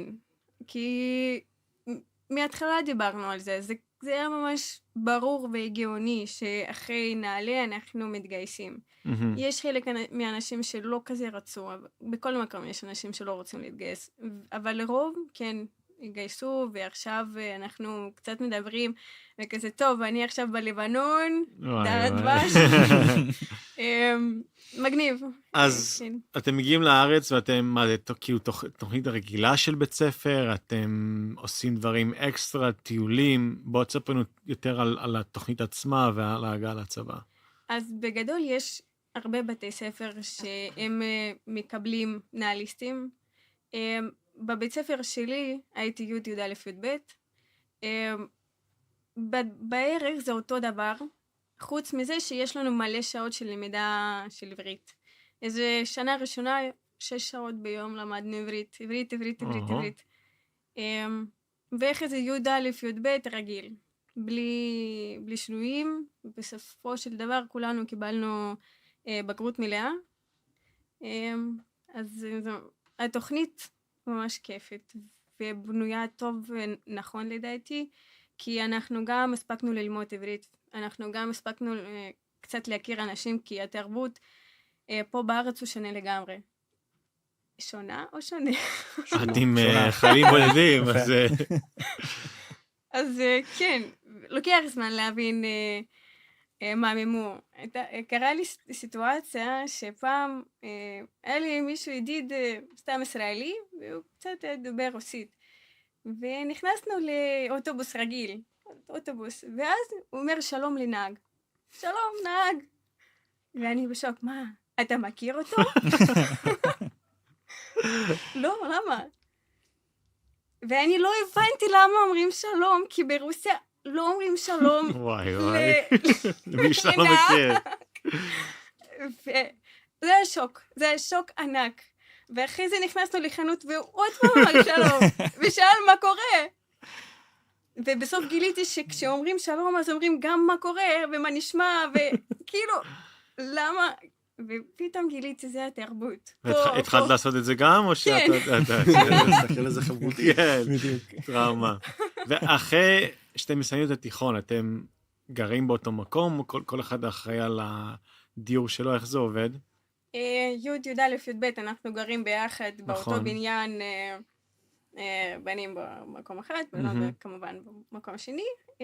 אחרי סיום של בית ספר, כל אחד יכול לעשות מה שבא לו, יכול למצוא דירה בחיפה, בתל אביב. שם ברוסים בחיפה, אוקיי. אז בגלל שהייתי בבית ספר כדורי, שזה בין טבריה לעפולה, אז רוב החברים עברו... ואת מקבלת עזרה מבחינת כאילו תשלום, וזה או שאתם מחכתם לבד? אני שם, בבית ספר שלי, היינו מקבלים 250 שקל לחודש, כן, לנסיעות, לקניות, ויש בית ספר, איפה שהיה בן זוג שלי, שהם מקבלים 500 שקל. זה הבדל משמעותי, זה עושה את זה. זה צריך לקטוע פה, שלא... טוב, בסדר, מדהים, אנחנו נחזור אלייך לשירות הצבאי שלך ולאחרי. לוי, אז אנחנו אצלך בסיפור שאתה מחליט להתגייס. נכון. וזה מגיע מזה שמה, כל אחד מסביבך יתגייס, זה מגיע מזה שאתה רוצה להרגיש יותר חלק, מאיפה זה הגיע, ואז בוא תספר לנו קצת על התהליך של הגיוס. כן, אז אם אני לוקח אותך קצת, כאילו לנסות לקחת אותך בתוך הראש שלי, מה שחשבתי באותו רגע, זה יותר שאוקיי, החלטתי להישאר בארץ, זה אחד. ואז זה טוב, אני גם רוצה להיות אזרח. ואני באותו זמן חשבתי, אוקיי, אם אני רוצה להיות אזרח, אני צריך לעבור מה כל הישראלים עוברים. כאילו, מי אני, איזה זכות יש לי להגיד, לא, אני לא עושה צבא. אם כולם חייבים, אז אני גם חייב. אם אני באמת רוצה להיות הכי ישראלי שאני יכול להיות. אז זה היותר מוטיבציה של להתרגל ולהיות אזרח ישראלי בסוף, ולהפוך לישראלי. בזמן שיש ישראלים שמנסים לברוח מהצבא, אתה בדיוק פתאום יודע שאתה... כן, בדיוק ההפך. וכל הכבוד לך, אוקיי. קודם כל תודה. כי באותו זמן גם התקשרתי להורים, ואז הייתי צריך להסביר, קודם כל מה זה צבא, כי בהולנד, כאילו עכשיו זה קצת יותר רלוונטי, אבל בזמן הזה גם בכלל לא. ולהתגייס בכלל, כאילו, מה זה, ותפקידים, עניינים, לא מבינים בזה בכלל. גם באותו זמן אני לא כל כך הבנתי גם. אז מה סיפרתי? אל תדאגו, יש לי שפות, אני די חכם, אולי איזה משהו במשרד, עם מסגן, הכל יהיה בסדר. ובאותו זמן באמת חשבתי את זה גם. וואלה. כן, אבל ברגע שהתגייסתי, אז גם לקורס עברית, מיכה ואלון, למי שלא יודע, שם הייתי גם עם המון חבר'ה, עם המון מוטיבציה, וזה היה מקום מהמם. הכרתי שם אנשים שהם חברים מאוד טובים עד היום, ואמרו, טוב, שאלתי אותם, מה אתם רוצים לעשות? אמרו לי, קרבי. אמרו לי, איפה? בוא נראה, לא משנה, קרבי, קודם כל קרבי. ואז ביום האחרון של מיכה ואלון, הגעתי למשרד של המש"קיתה שלי, ואז אמרתי, טוב, אני גם רוצה. ואני בן יחיד, כמו שסיפרתי. אז הייתי צריך לבקש אישור מההורים שהם חותמים על חוזה שאני יכול לשרת במקום קרבי. אז הייתי צריך להתקשר שוב להורים שלי. שמע, מסכנים ההורים שלך, אתה קודם כל אומר להם שאתה טוב, אני באמת רוצה להיות יהודי, ואז אני באמת רוצה לעבור לארץ, ועכשיו אני רוצה להתגייס, ואני גם רוצה להיות לוחם. אתה מבין? כל פעם שאני הייתי מתקשר עם הייתי אומר, טוב, מה עכשיו? מה עכשיו? היא כבר לא עונה לטלפון שלך. בדיוק. אלוף העולם. גם מסכנים, אבל עדיין אוהבים אותי, אז בסדר. והם קיבלו את זה? הם נתנו את הברכה שלהם? היה קשה? איך? הם חתמו. בסוף חתמו, השאלה על דרך להגיע לחתימה. נכון, בסוף חתמו, כי הם גם ראו שזה משהו מאוד חשוב לי. באותו רגע גם אפילו שלא הבנתי עד הסוף למה זה כל כך חשוב לי, הרגשתי משהו בבטן או משהו בלב שאני חייב לעשות את זה, שזה המקום הנכון. חשבתי לעצמי, אם אני כבר מתגייס ואם אני כבר רוצה להתרגל, אז למה לא כבר עד הסוף? למה לא כבר לקחת את הדרך הכי קשה, ופשוט ללכת על זה. אז וגם אז אתה מתגייס, סליחה, תמשיך. אז אתה מתגייס לקרבי, לאן אתה מגיע? אז גם לא כל כך ידעתי על צבא ויחידות, וגם כי הייתי במסלול מסוים, כמו זה דרך למשרד, מה שנקרא, אז לא עשיתי איזה גיבוש או משהו. אז אמרתי, טוב, אני הולך איפה רוב העולים החדשים, בלי גיבוש, בלי משהו, הולכים לחטיבת הנחל. אז הגעתי לנחל, אז הייתי בטירונות, ושאלתי, טוב, לוי, אתה הולך לעשות את הגיבוש? אמרתי, איזה גיבוש? מה זה גיבוש? לא הבנתי, כאילו, מה זה גיבוש? אבל לא, זה כאילו כדי להגיע לסיירת. מה זה סיירת? לא ידעתי.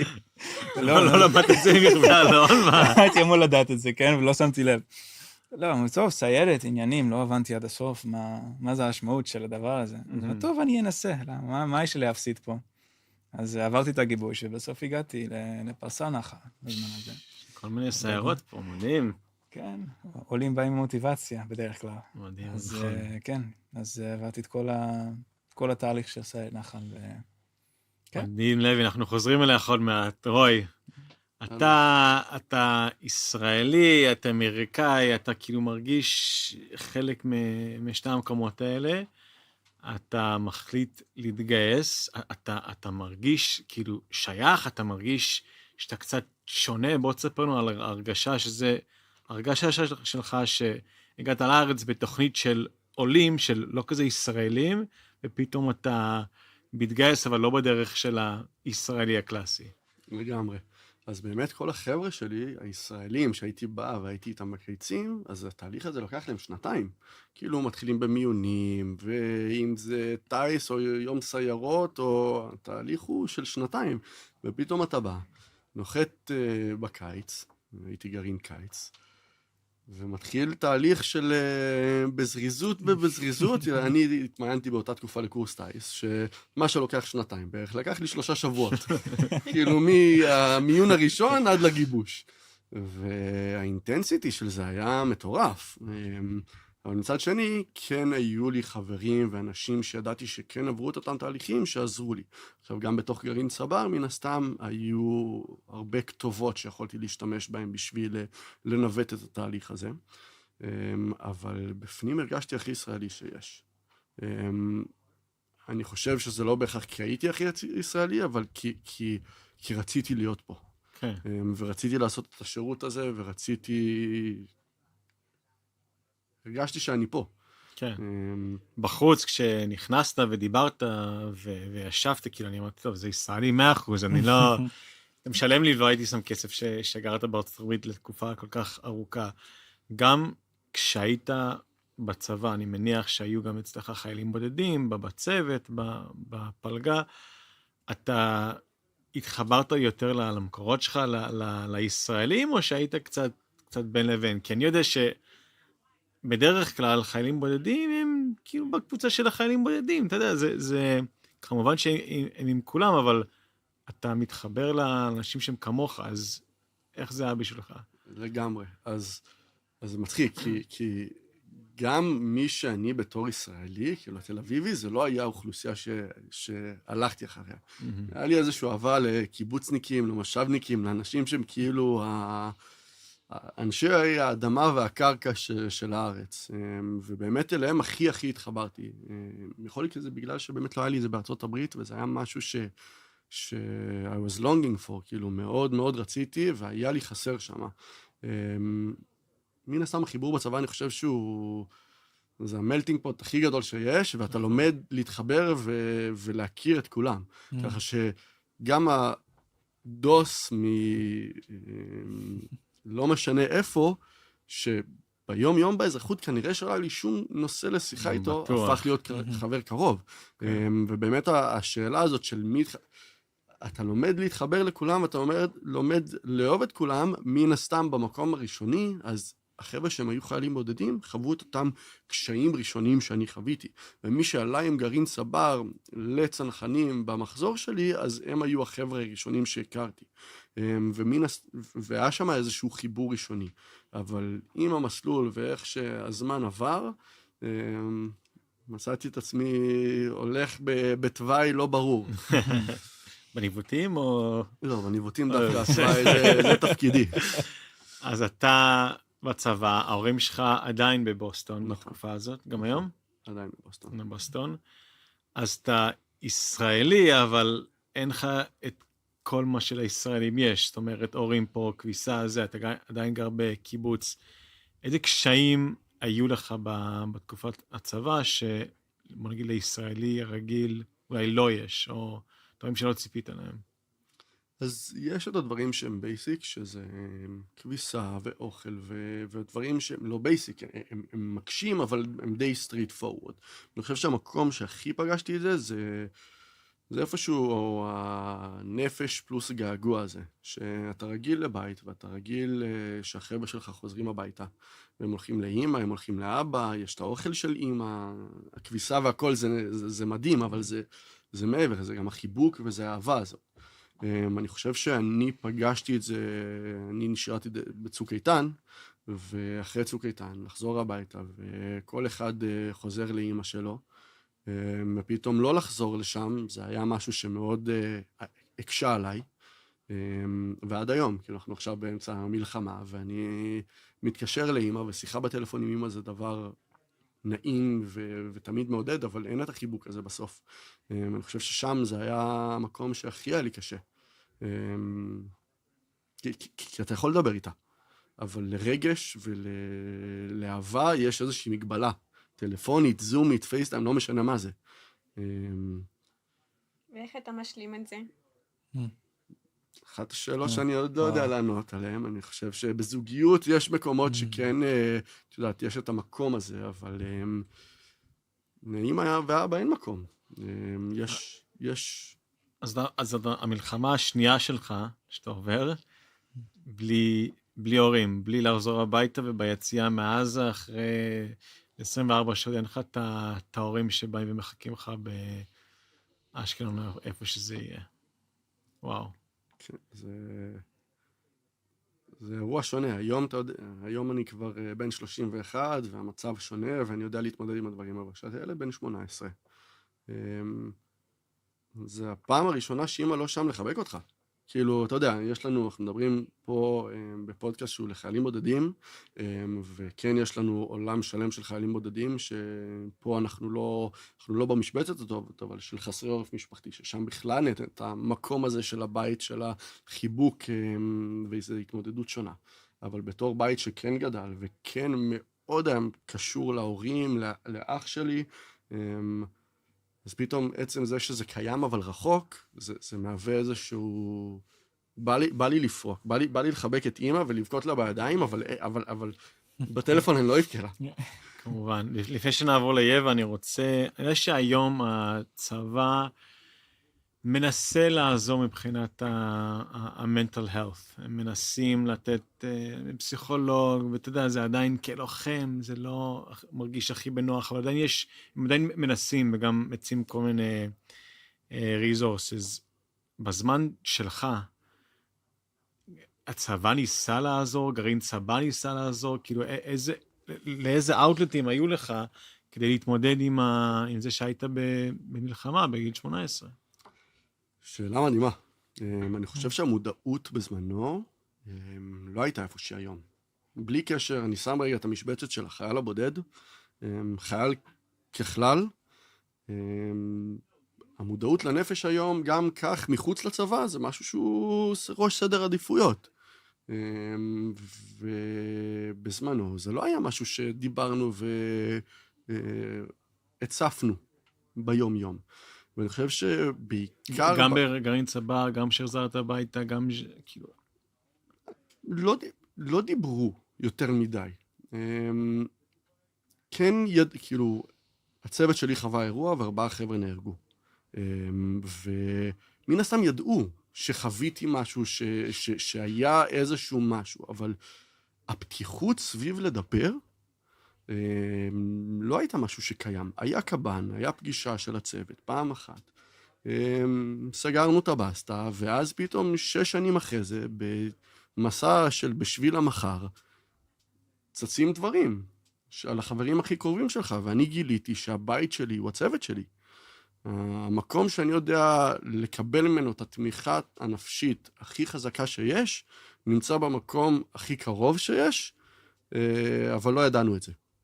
והיום, שאני לוקח את זה 10 שנים קדימה, אז היה לנו סדנת עיבוד איך שיצאנו מעזה, ואיך שיצאנו מלבנון, ואיך שיצאנו מסוריה. ולכל אורך הדרך שמו אצבע על המצב הנפשי של חבר'ה שהיו ולא היו בטוב, סביב אירועים ספציפיים.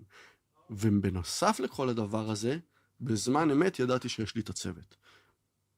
אם יש לי איזושהי שבירה, אם ראיתי, חוויתי, השיח בינינו כבר נהיה כל כך פתוח, שלא נוצר מקום לפערים שם. מדהים, מדהים. אני חושב היום חשבתי על זה, אנחנו כישראלים, במיוחד אנשים שמשרתים בצבא, לוחמים, לוחמות, אנחנו עוברים דברים שפשוט אנשים אחרים בעולם לא מתקרבים לזה. כאילו היום דיברתי עם מישהו והוא... כי באמת, הוא בקנדה, כן? אז יש לו זכות, אבל באמת מתלונן על המזג האוויר. כאילו, זה קשה זה, ואיזה זה, וכאילו, בסדר, קר שם, יש שלג, אבל... כאילו, בן אדם, אתה יודע מה אנחנו עוברים פה? יש שם סגול. כן, יש לנו טילים על הבית שלנו, באמת, כי... הייתי במילואים לא מזמן, והייתי ליד הכנרת, אז לא כזה, היה לי טילים שם והזעקות, אז זה היה באמת מדהים, אבל כשחזרתי לתל אביב, נכנס לממ"ד, ווואי, אני מפחד, כאילו, באמת יורים עלינו טילים. לא כזה חוויתי את זה, כי תמיד שאירוע הייתי במילואים, אבל באמת, מיוחד בגיל 18, 19, 20, או אפילו בגיל שלנו, כאילו, זה דברים שרוב העולם לא יבינו, כי גם קשה להסביר את זה, ועם כל העצב, עם כל החבר'ה שכבר לא איתנו, או היום הרוסתי סיפרה לי על מישהי שמקרם הקרוב שנפצע בלבנון, כאילו עכשיו בבית חולים, עם כל העצב והקושי, בסוף זה כן מחזק אותנו כעם, אם אנחנו רוצים, אנחנו לא רוצים. מדינה בחישול.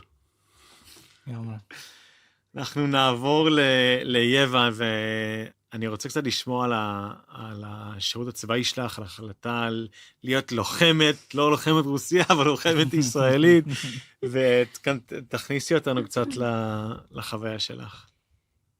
כשהתגייסתי, אז אמרו לי פלחץ, חילוץ והצלה. גם שלא ידעתי מה עושים שם, אפילו לא ידעתי מה התרגום של המילים חילוץ והצלה. התחלתי לחפש לפחות תרגום, וגיליתי שזה משהו מוזר. אז אני לא רציתי לחלץ? מה זה בכלל לחלץ? ואז אמרתי, טוב, מה עושים? אני מתקשרת לבן דוד, הוא בימ"ס, ימ"מ, איפשהו שם. אומרת, מה אני עושה? אומרים לי ללכת, האוטובוס פה. לא, תשארי, אפשר לישון בבקו"ם, את נשארת שם בבסיס הצבאי, יום הבא מחליפים לך תפקיד, תלכי למג"ב, אחרי שתעשי אימון, תתגייסי לאן שאת רוצה, ורציתי מג"ב, ורציתי ימ"ס, משהו, לא חייבת. ואז אני מתקשרת כבר אקס, שואלת, מה אני עושה, הפחץ? ואז הוא אומר, הכל טוב, גם אח שלי שם, תהיו אתם יכולים להיות שם ביחד בכיף, זה כיף שם. ואז אני חוזרת לאח שלי, לבן דוד, ואז, מה אני עושה? הם כולם הולכים לשם, אני פה נשארת לבד, מה אני עושה בבקו"ם? ואני לא מבינה מה, הם מדברים, והולכים, וצבא, ומדים, ומפקדים שם קשוחים, אומרים משהו, זה, שם לעמוד. ואני כולי בוכה, אני לא יודעת מה לעשות, מה עושים בסיטואציה? אומרים לי להישאר, אומרים לי לישון פה, מה פתאום לישון בבקו"ם? מה פתאום? ואני עומדת עם התיק הענק הזה, עם המדים וחגורה ונעליים האלו שעדיין כמו אבן, לא זזים. ואני בוכה, ואומרים, יאללה, כולם תיכנסו לאוטובוס.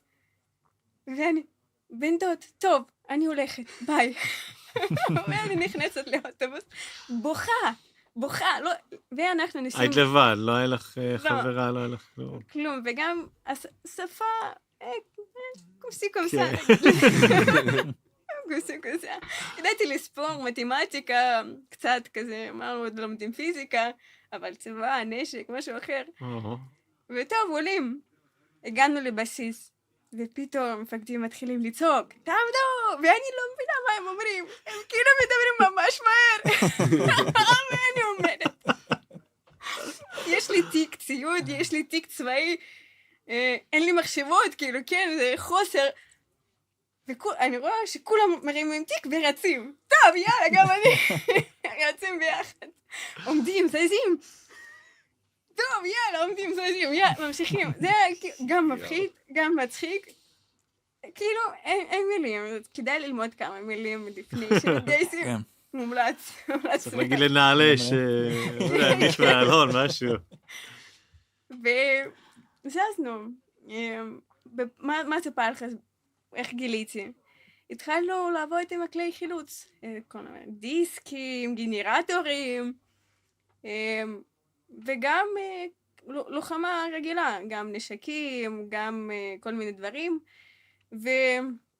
ובסוף, בסדיר היה מאוד מעניין, כי גם הלכנו להפסדים, גם הלכנו לתפוס איזה שב"ח או לא יודעת מישהו, ופתאום רקטה נפלה בפתח תקווה, ואז נסענו, נכנסנו לבניין, כולם כזה וואו, גיבורים, נכנסנו, חיפשנו אנשים, אני בסדיר, הייתי כלבנית, הייתי מחפשת אנשים באתר הרס, בבניינים וכל מיני דברים כאלו.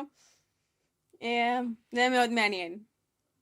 וכזה גיליתי שפחד זה לא רק לחלץ, גיליתי שפחד זה לחלץ רק כשיש מה לחלץ. בכל הזמן אחר רק לוחמה. עומדים ליד הגדר, מסתכלים לשמש, זהו, מספיק פה. יצא לך לעשות יותר עבודת חילוץ במילואים או בסדיר? חד משמעית מילואים, כי כשיש מילואים, אז כמעט ושווה יש מלחמה. בזמן המלחמה אנחנו חילוץ והצלה. אני עכשיו במילואים בחפ"ק, אני קשרית ומש"קית אוכלוסייה, וגם עוד כמה תפקידים. התקדמת, מה זה? כל הכבוד. לוחמת. ומסכים בין השיניים. כן, עדיין. בסדר. עם האנרגיות שלך, תאמיני לי, גם מ"פ הייתי נתן. כן, אני אצטרף לצוות שלך. לוי, בוא תספר לנו גם על הזמן שלך במלחמה, יש לך משפחה פה, אבל גם בסוף אין לך הורים, אין לך אתה... כאילו כמוני, אני למזלי, לשמחתי, ההורים שלי חזרו לארץ באיזשהו שלב. אני, אחרי עזה, הדבר הראשון שרציתי לעשות זה להגיע למשפחה שלי, וזה לא רק שאין לך את המשפחה שלך פה, את ההורים, הם גם לא מבינים, זה לא ישראלים שעברו מלחמה, שכמו... אבא של רועי, כאילו, שירתו במדינה הזאת, הם פשוט קצת מנותקים. איך זה היה לך בזמן המלחמה? כן, קודם כל, גם שירתתי נחל בשדה, ואז במילואים נשארתי עם היחידה, אז הצוות שלי, לקחו את הצוות מהשדה, אז אני עם אותו חבר'ה, מיום הראשון בטירונות, עד סוף המילואים אנחנו עם אותו אנשים. וואו. כן, זה קודם כל זה מדהים, כי...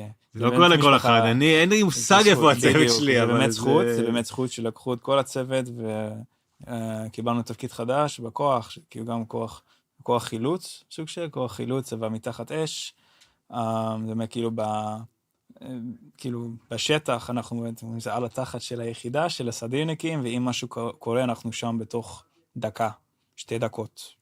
מקסימום, אז זה כן אומר שאתה עובד דברים, כאילו אנחנו עובדים כמו כל המילואימניקים, אבל... אם אתה מחובר לסדיר, אז אתה רואה הרבה יותר זהו, אנחנו הרבה מילואימניקים אפילו.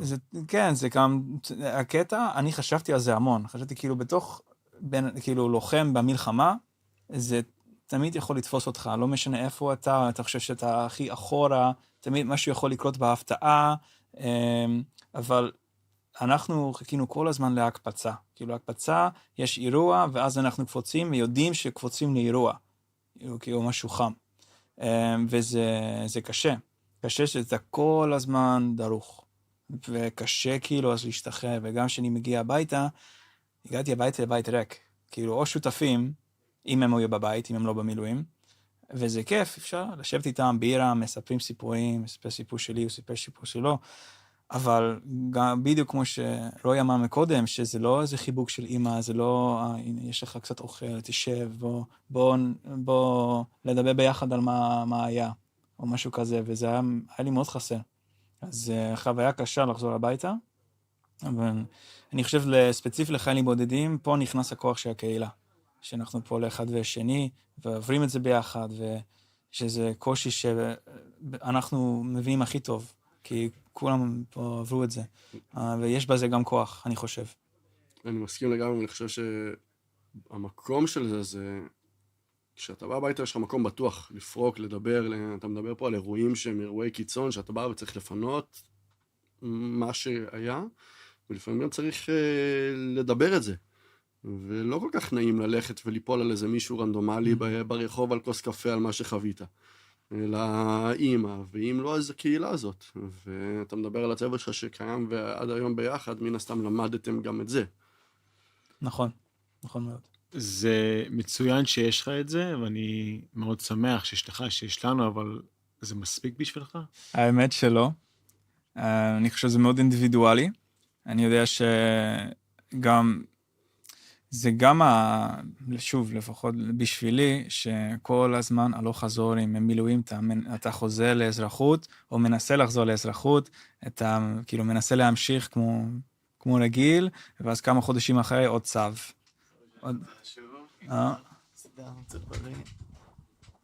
טוב.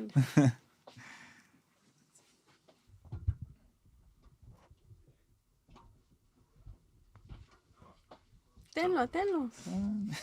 Hold your thought. We have 10 minutes, so I'm gonna do you. I'm gonna ask about growing wings. Like, Right, I say what you do. You say growing wings. What's growing wings? Yeah. Actually, I'll make the cut into that right now then.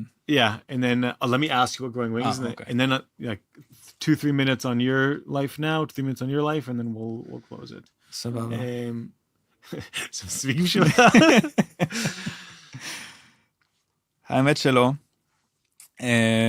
שוב, זה מאוד אינדיבידואלי, אבל בסוף, לפחות בשבילי, כל הזמן אתה יוצא למילואים, אתה חוזר הביתה, אתה מנסה להמשיך עם החיים הרגילים, ואז מחכה לך עוד צו, וכל הזמן אתה ככה ממשיך, אבל אין לך גם זמן לטפל בעצמך, ולדבר עם הצוות, ולדבר עם חברים, כמו שגם עכשיו אמר, זה מצוין. אני כן חושב שזה חשוב שגם ספציפי חיילים בודדים, יודעים שיש גם כלים כאילו, אנשים מקצועיים שיודעים בדיוק איך לטפל בסיטואציות האלה. ואיפה אנחנו למצוא את זה? יש כמה דרכים.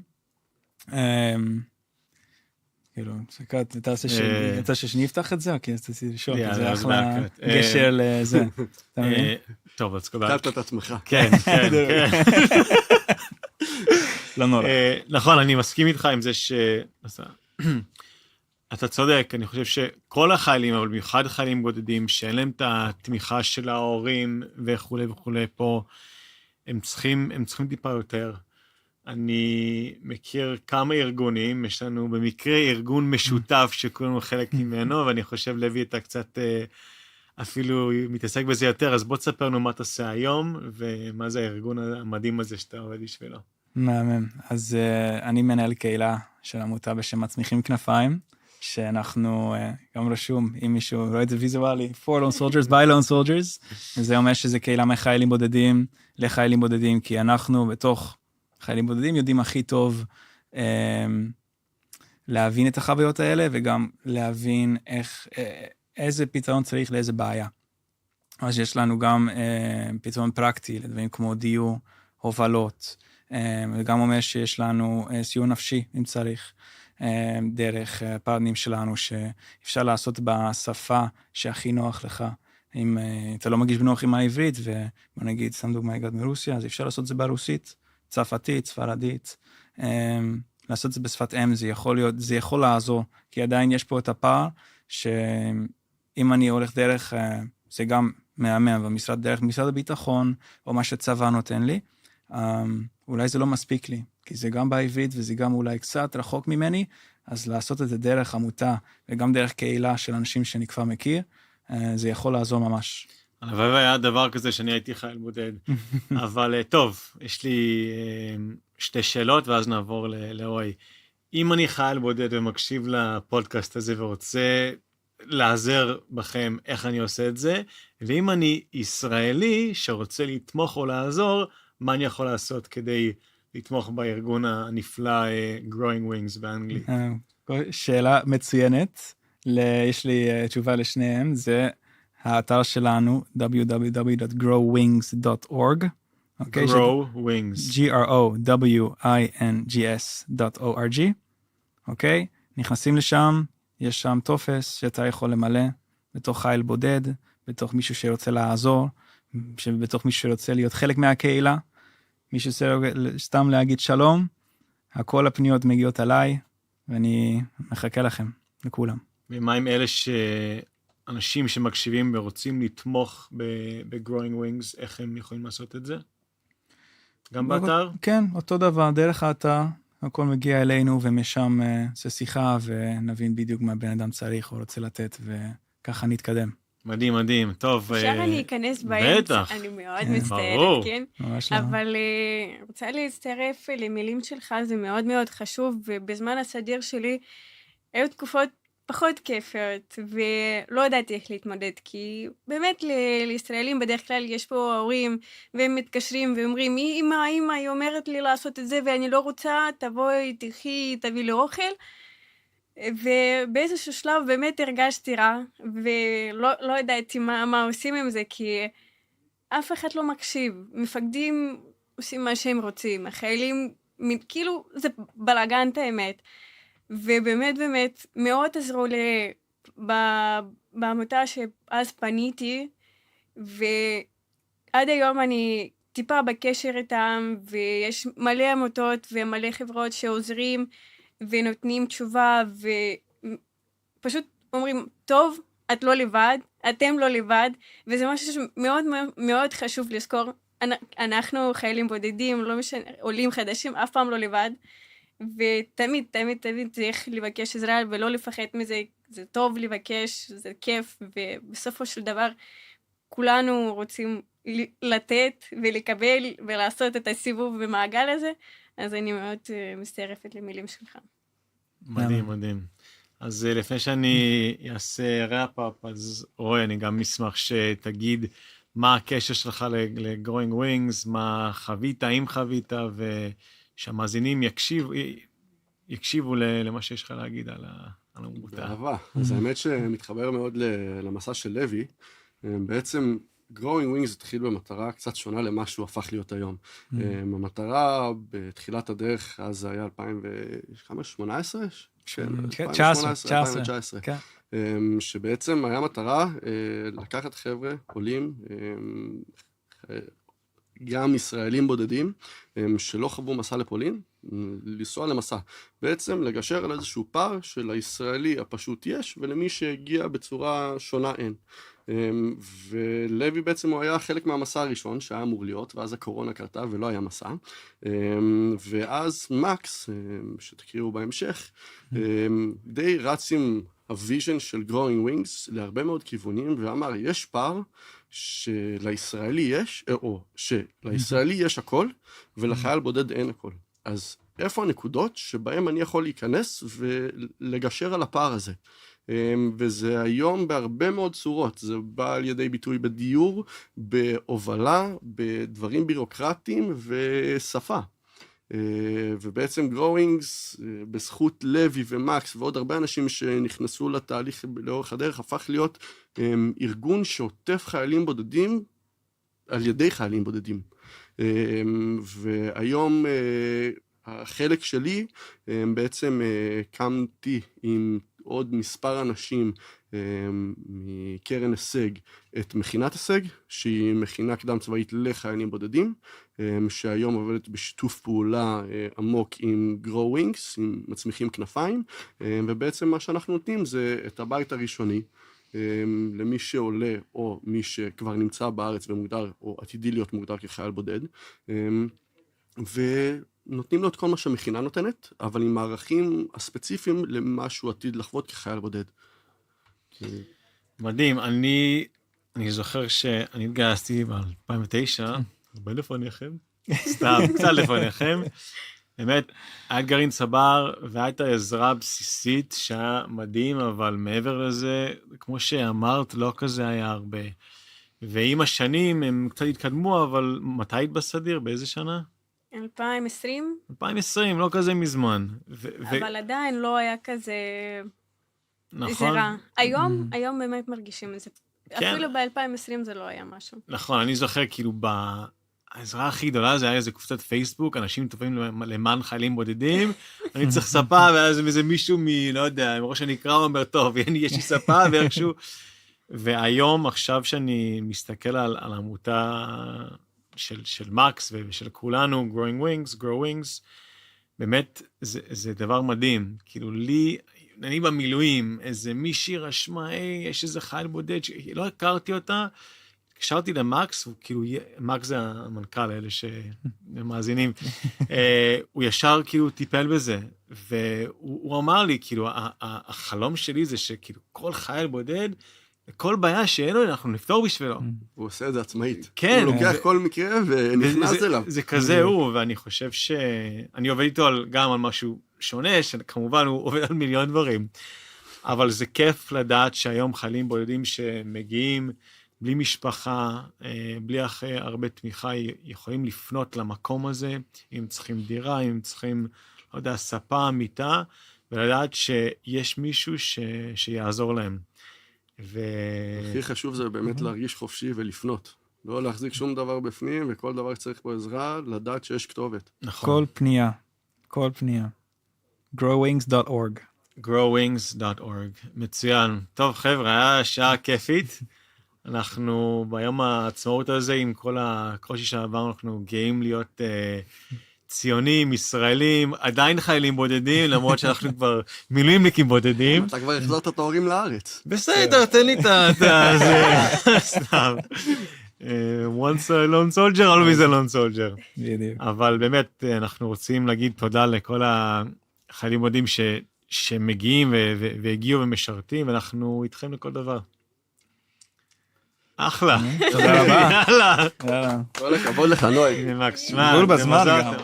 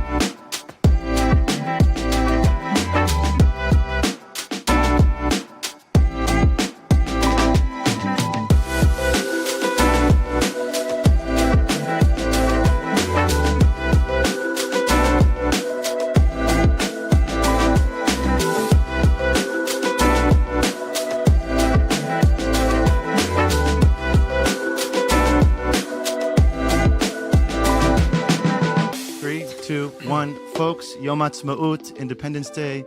We have a very special program here presented by Grow Wings, talking about lone soldiers and the life of lone soldiers, what that means, what is a lone soldier. And we have three amazing representatives, legends of the game. Can't wait to get to know you. My name is Ross. I'm also a former lone soldier, but this is all about you today. So I'd love to start, maybe just random shoot, get the intros out. Rachel, why don't you tell us, who is Rachel? Why Israel? Why not the American military? Where are you from? All High right. level. Okay, so I'm Rachel. I'm 23 years old. I'm currently studying government at Reichman University. I was born in Israel, but I moved at the age of 2 with my family to the United States. I grew up in Miami, Florida until the age of 18. I went to a Jewish school my whole life, very proud Zionist Israeli family. We were very involved in the community and all kinds of volunteerism and stuff like that in our community back home. So kind of at the back of my mind was always, you know, the love of country and shlichut. There's this word in Hebrew, and belonging. It was always something that was very, very prevalent in our home. I mean, I can't imagine our living room without like the map of Israel and the Israeli flag somewhere in my mom's car, not just like on Yom Ha'atzmaut, but all the time. So that was kind of the vibe growing up at home from both parents, from our entire family. And we also came to visit Israel quite a bit.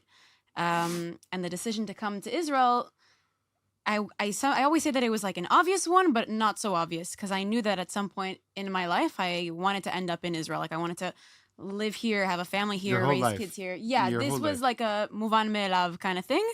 It just, the not so obvious part was how and when. As most Americans do, when you get to kind of the age of like 16, 17, you're starting to, you know, take the ACTs, SATs, think about like what's the best college that I can get into and like the most prestigious thing to put on my diploma. And you said the IDF.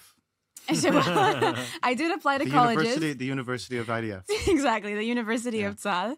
I applied to colleges, I think mostly to like tell myself that I could do it, you know, to tell myself that I had all the options available and still like be 100% behind my choice to move to Israel. And then honestly, like once I got the acceptance letters, I was like, this isn't relevant to me. Like I know what I want to do. It was kind of like the final stamp of Wow. I'm moving here because I don't know, I couldn't imagine myself at the age of 18 not doing what all other 18-year-olds in Israel are doing. If I wanted to live here at the end, and then of course this was like the natural path for me. You know, I always say that like being Israeli is not just about waving your flag on Yom Ha'atzmaut and speaking Hebrew. It's also a lot of times about sacrifice and about making the harder choice. And that's how that came to be. Yeah, thank you so much for sharing. I mean, definitely we'll get to a little in the woods of sacrifice. So, and like, you know, the things that you don't see in Taglit in Birthright. Yeah, definitely. Noi, love to hear a little bit of background from you. I grew up in Western Canada in a very cold city called Calgary. For those familiar, I grew up to parents who came to visit but ended up staying for 25 years. Very Israeli parents, very Israeli home, very Israeli dad, you know, thick accent, bald head. And I kind of always knew that the IDF was an option for me. My dad raised us telling us stories about the IDF and his time as a, you know, an officer in the paratroopers. I honestly wasn't always And sure. when you say us, you mean you have a brother and you have some siblings. Yes, I have 2 brothers, both served in the war, both lone soldiers, or one Legacy. lone soldier. What? Legacy lone soldiership. Yes, try to be like you, Aaron. Now, why would, just to stop you for a second, why would one of your brothers be a lone soldier and one not? Maybe that's something for the audience to give them a little bit of context. Yeah, so I moved in 2009. Mhm. I was a lone soldier. My brother moved in 2010. He was a lone soldier. We eventually convinced my parents to move back to Israel. So the youngest brother, he didn't get the perks of being a lone soldier, but he got the perks of having parents here. So that's why he's not a lone soldier. So he has wings, but not growing wings. Yeah, they're just He's just it's just basically, regular wings. Okay. he's not allowed in the room. Yeah. He's different kind of. Yeah. Different podcast. set. Yeah, different Yes, podcasts. yes. Yeah, just soldiers podcasts. Yeah, So when I was 17, everyone was applying for college, kind of like Rachel said. I was like, I don't even want to apply for college. I'm going to the IDF. And I joined Green Sabar. There's this program that helps lone soldiers. And I remember my dad was like, don't go to the army, go to university. And I was like, what do you mean? And he said, no, it's not for you. And he was testing me to see if I really wanted to go. Because as we know, it's a huge decision to make when you're 18. A lot of people think of the army as a summer camp and they regret it 2 months later. But I really wanted to go. And I just got on a plane and I'm still here today. And it was the best decision I ever made, the best university I ever went to. And I think Ivy League what? Yeah. It's Ivy League. the Harvard of the Middle East. Yeah, That's It's what it is. the 890 Harvard Ivy League. You know, Harvard and IDF go real well together. Yes, Yes. yes. And yeah, I a lot of people ask me, if I want to move to Israel, do I have to join the army? I think it depends on a lot of things, their stage in life, their age, but the army gave me so much, and Miluim has given me so much. It hasn't always been easy. It's not all butterflies, but it gave me a lot. And I think that being who I am today, 34 years old, and not having done the army, I think I would be a very different person in a very different place in my life. Totally. Yeah, I definitely want to touch a little bit more on like maybe the comparisons between like the West or like Canadian 18-year-olds, American 18-year-olds, what their stage of life is and coming to Israel and what's the benefit. Aaron, love to hear the same story. Maybe you can also lean into that. Like what, as an American that comes here, what's the opportunity cost of staying in America? What could life be? What could life be in Israel compared to America? Yeah, absolutely. Yeah. Little Background first, of course. Yeah, of Yeah. course. Last but certainly least. Ah, I'm happy to share my story. Thanks, Ross. No, my name's Aaron Bors. Moved here, crazy enough, 16 years ago. Wow. Wow. Wow. Well, yeah, don't be ageist, guys. How old are you, Aaron? Really, that's way. That's rude to ask a man. Just let you know. Yeah, Yes. Yeah. it What is. It Highly is. improper. Carry the two. 16. Wow, 18. I'm like 25, give or take, plus 11 years. So yeah, You're that's- at your 10th anniversary of 25. yeah. Yeah, Thanks, yeah. Ross. Amazing, Congratulations. amazing framing for the audience. That's what I'm here for. That's why they picked me. But so yeah, similar to the stories you shared, although it's always same but different with lone soldiers. Grew up in Great Neck, Long Island, in New York, surrounded by what was a very comfortable place and culture to grow up as a Jew and as a pro-Israel, supporter. I grew up with stories from my parents about Israel. So my dad is actually Dutch. She's from Holland. My mom, American. She came over from Long Island, and they lived here together in Tel Aviv for 4 years, fell in love, got married, but then moved back to New York. So my brother and I grew up only with their stories and with some trips as tourists to Israel, but it was never deep enough. It was never rooted in something more impactful than, planting a couple of trees in the Golan Heights and hiking in the Negev and climbing Mount Masada and all that jazz. And so as I looked at college as an option, I was inspired by the idea that I could do more for Israel and impact Israel in a much, more serious way. So I thought about how to do that, and the IDF was the obvious choice for me, at least. And being a lone soldier for me is exactly kind of all the challenges you'd think about. No language, no family, no friends, not even a single relative really living here. So I came here, with a big backpack and nothing. And just had to build myself up from there. So very happy about that decision. And I think for people who are listening, if there are people listening who are considering being a lone soldier, for me, I looked at it like there's three main reasons that people do it usually. One is around Judaism and love for the religion and that sort of thing. The other is Zionism and the idea that you want to be a part of the building of the Jewish state. And then the third one for me is tribalism. The idea that there's a centralized place where you can be a part of the defense of Jews. And that's really what prompted me to move here. And that's, I think, what kept me here throughout all these years. Miluim, 12 years in the reserves. So yeah, that's the crux of it. And you asked, I think about... I'll come back to my question. I just wanted to add a fourth one just for context, because I bring, not to go too deep in me, I drafted it similar to you. No family, no, connections, didn't even know how to order falafel, talk about Hebrew. But I was 25. So for me, what I kept telling myself is I'm doing this for me. Like, I know there's Zionism, but joining the army is not carrying the flag and singing, the hatikva the whole time. There's a lot of like self-growth. There's a lot of experiences. So I want to turn that back into to you, saying like someone considering, they're going through the college circuit. They're, 11th, 12th grade. Do I do college first? Do I go to the army first? Like I have all these questions. Like what? Maybe just focusing on the macro. What's the difference between an American 18-year-old and an Israeli 18-year-old, and like how their 20s play out? Could you speak to like what the benefits and Yeah, absolutely. Downsides are to that in a high level? Sure. I think in general, Israelis have the obvious edge in joining the IDF at that age because they've grown up indoctrinated with, what the IDF means, all the positive, benefits that you can get from being in the IDF and watching their friends do it. And I think they've had a lot of time to mentally prepare. Whereas for a lot of us, when we're in the United States, maybe, for you guys, it's been different. I'd love to hear if it has been, but realistically, you're not until you're graduating high school around those years are you really thinking about it. So you haven't had that much time to actually process, oh, this is going to be a part of my life now. And also, like in any decision, I think having the option not to do it can sometimes plague you while you're going through some of the toughest moments of that service.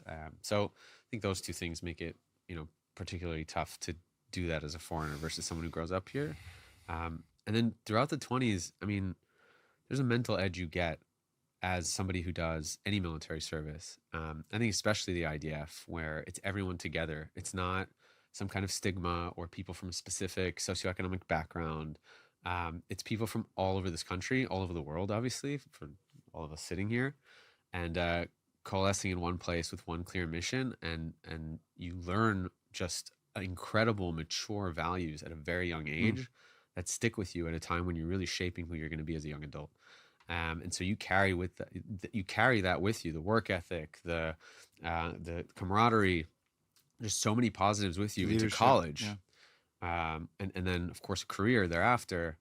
And it's, I think, invaluable and indescribable just how much of an effect that can have versus, an American who really only knows the kind of scholastic track of doing, academia for 4 years, sometimes 8 years in a row, whatever it is, and not having any of that real tough, gritty experience that prepares you for, Noah, you went to school in America, right?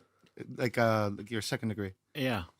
So you saw that track play, maybe like people in your degree playing out a different path from their 20s, like you coming with like did you feel like you were in kind of a simulation where you just had this different type of experience compared to your peers in the American university? And that served you, or did it maybe not? I went to the University of Michigan. I did my MBA there. So people are at a bit of a different stage in life. People come succeed, and the people who were in my class, they were successful and they do work at all the, the Googles and Netflix and Facebooks and Metas of the world. But with all that, I still think there's a bit of a difference in mentality. And I felt it between the different groups, even like you had like the veterans, the US veterans who kind of had this strong mentality, but you look at everyone else, Michigan is a big sports school, and they have the third biggest stadium in the world over there with the... It's a house? The big house. The big house. And, I just couldn't keep up with like drinking every day. And I couldn't keep up with all the partying every day. And these are the people who, at the time I were really good friends of mine. And they have their goals and they work at all, like I said, the Bains and the BCGs, but you looked at them and some of them were less mature. Again, I think it's because it's MBA, it's a bit different, but when you look at the BAs and the first degrees, that's like a whole other world. And you compare them with so 18-year-old Israelis, and it's overpowered. It's day and night. It is absolutely crazy. It's like you're talking to a wall versus you're talking to a human being. And I think kind of like Aaron said, the Israelis have that. I think it's a luxury of being able to go into this body where it's not always easy, it's not always fun, but you get so much more out of it than you put into it. So I do think the average 30-year-old, 40-year-old, 25-year-old in Israel who's gone through the army versus the American, the Canadian, the Danish person who hasn't. It's like they have a cheat code. different. It's like they have a cheat Right. code. Right. So, Rachel, changing the subject. Your family, where are they right now? So my dad is still in the States, Mm-hmm. but my mom also, I don't know if we convinced her, she convinced herself, but she made Aliyah in the last year. Wow. Yeah. Mazal tov. Yeah, it's very, very exciting. Or mazel tov, as for some of the listeners would say. And my Okay. sister was also a lone soldier up until my mom moved and then kind of cut her lone soldiership in half. And tell us a little bit about your service, when you served, and what I would love for us to get to eventually is like, what was the experience like being away from your family?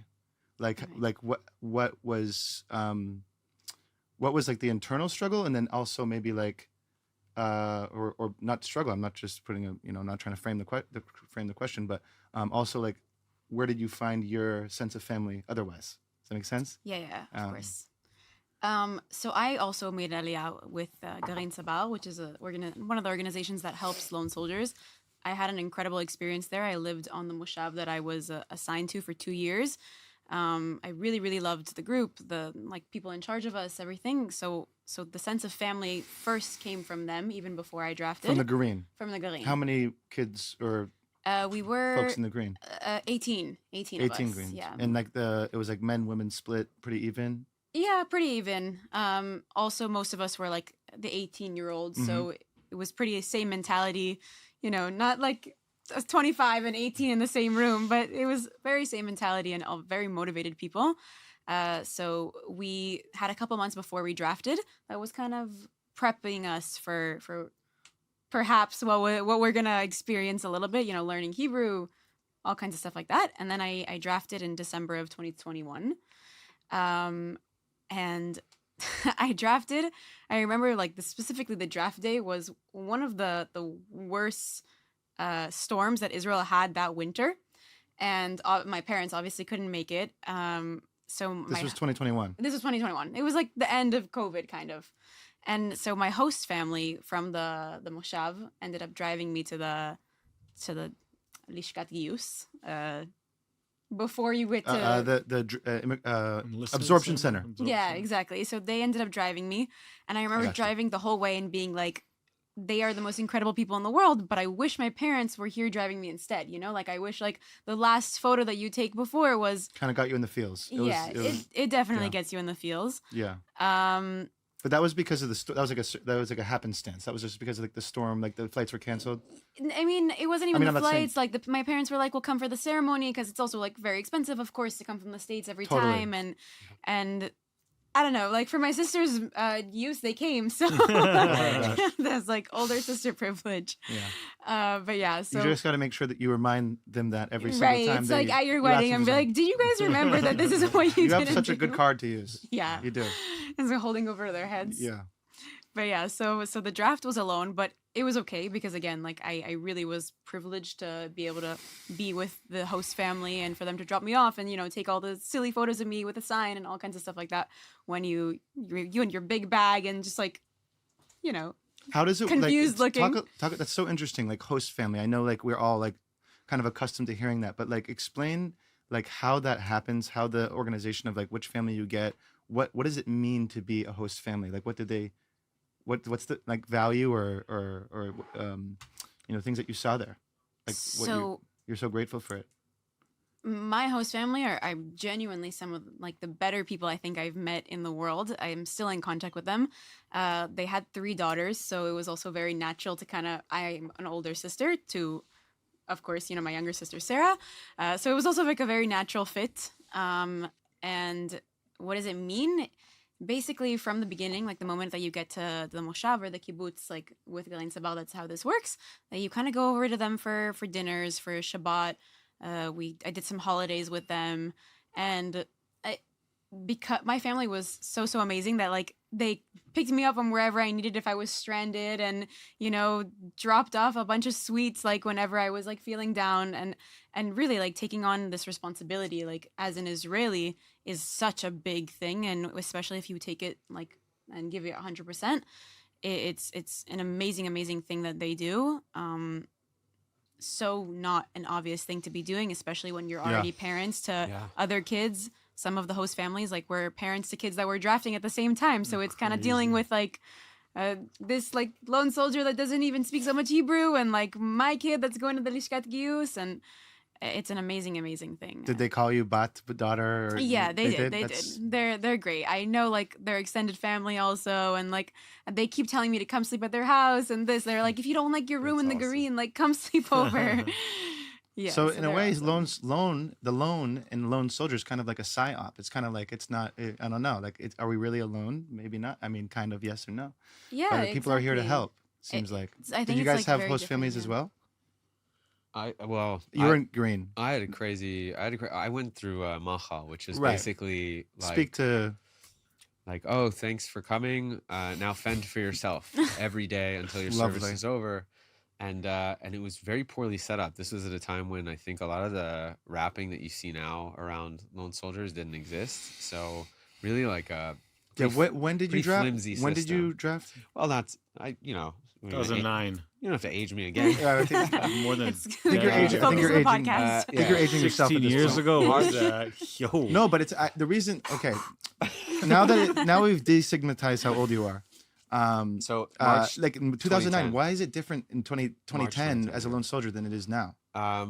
So first of all, I think over time, just in general, a lot of the services in Israel have improved. So the bureaucracy across the board, there's still places that where, of course, Misrad Panim is like Using fax machines. Yeah, exactly. But in general, I think the bureaucracy has gotten a lot better. Also, you have basically a lot of lone soldiers that have gone through the system, that have raised these flags, that have complained enough times, and it's gotten to the right people, and they've made the adjustments.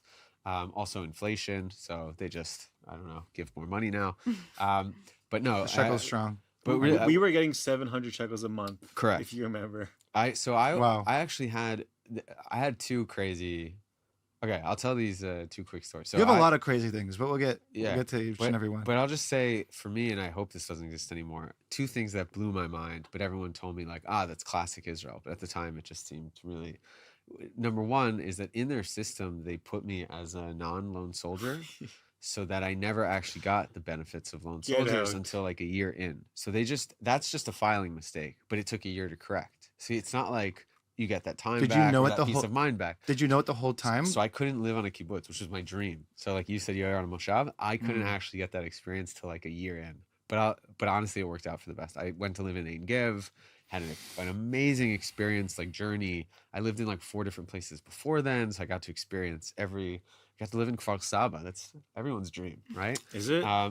No, It's not a at city all. that never sleeps. It's a city that never sleeps. I'm about to talk about social life. We'll talk about the Kfar Saba Yeah. social scene. Yeah, it's great. That's an episode in and of itself. Save that. Should I not? We should do it in Kfar Saba with yeah. Put it in the DVD bonus feature. Absolutely, absolutely. No, so that was one, which was wild and finally got corrected. The second one, which I found hilarious, is that Michve Alon, where you would learn Hebrew and meet like-minded lone soldiers, and that's where a lot of people actually find their friends for life.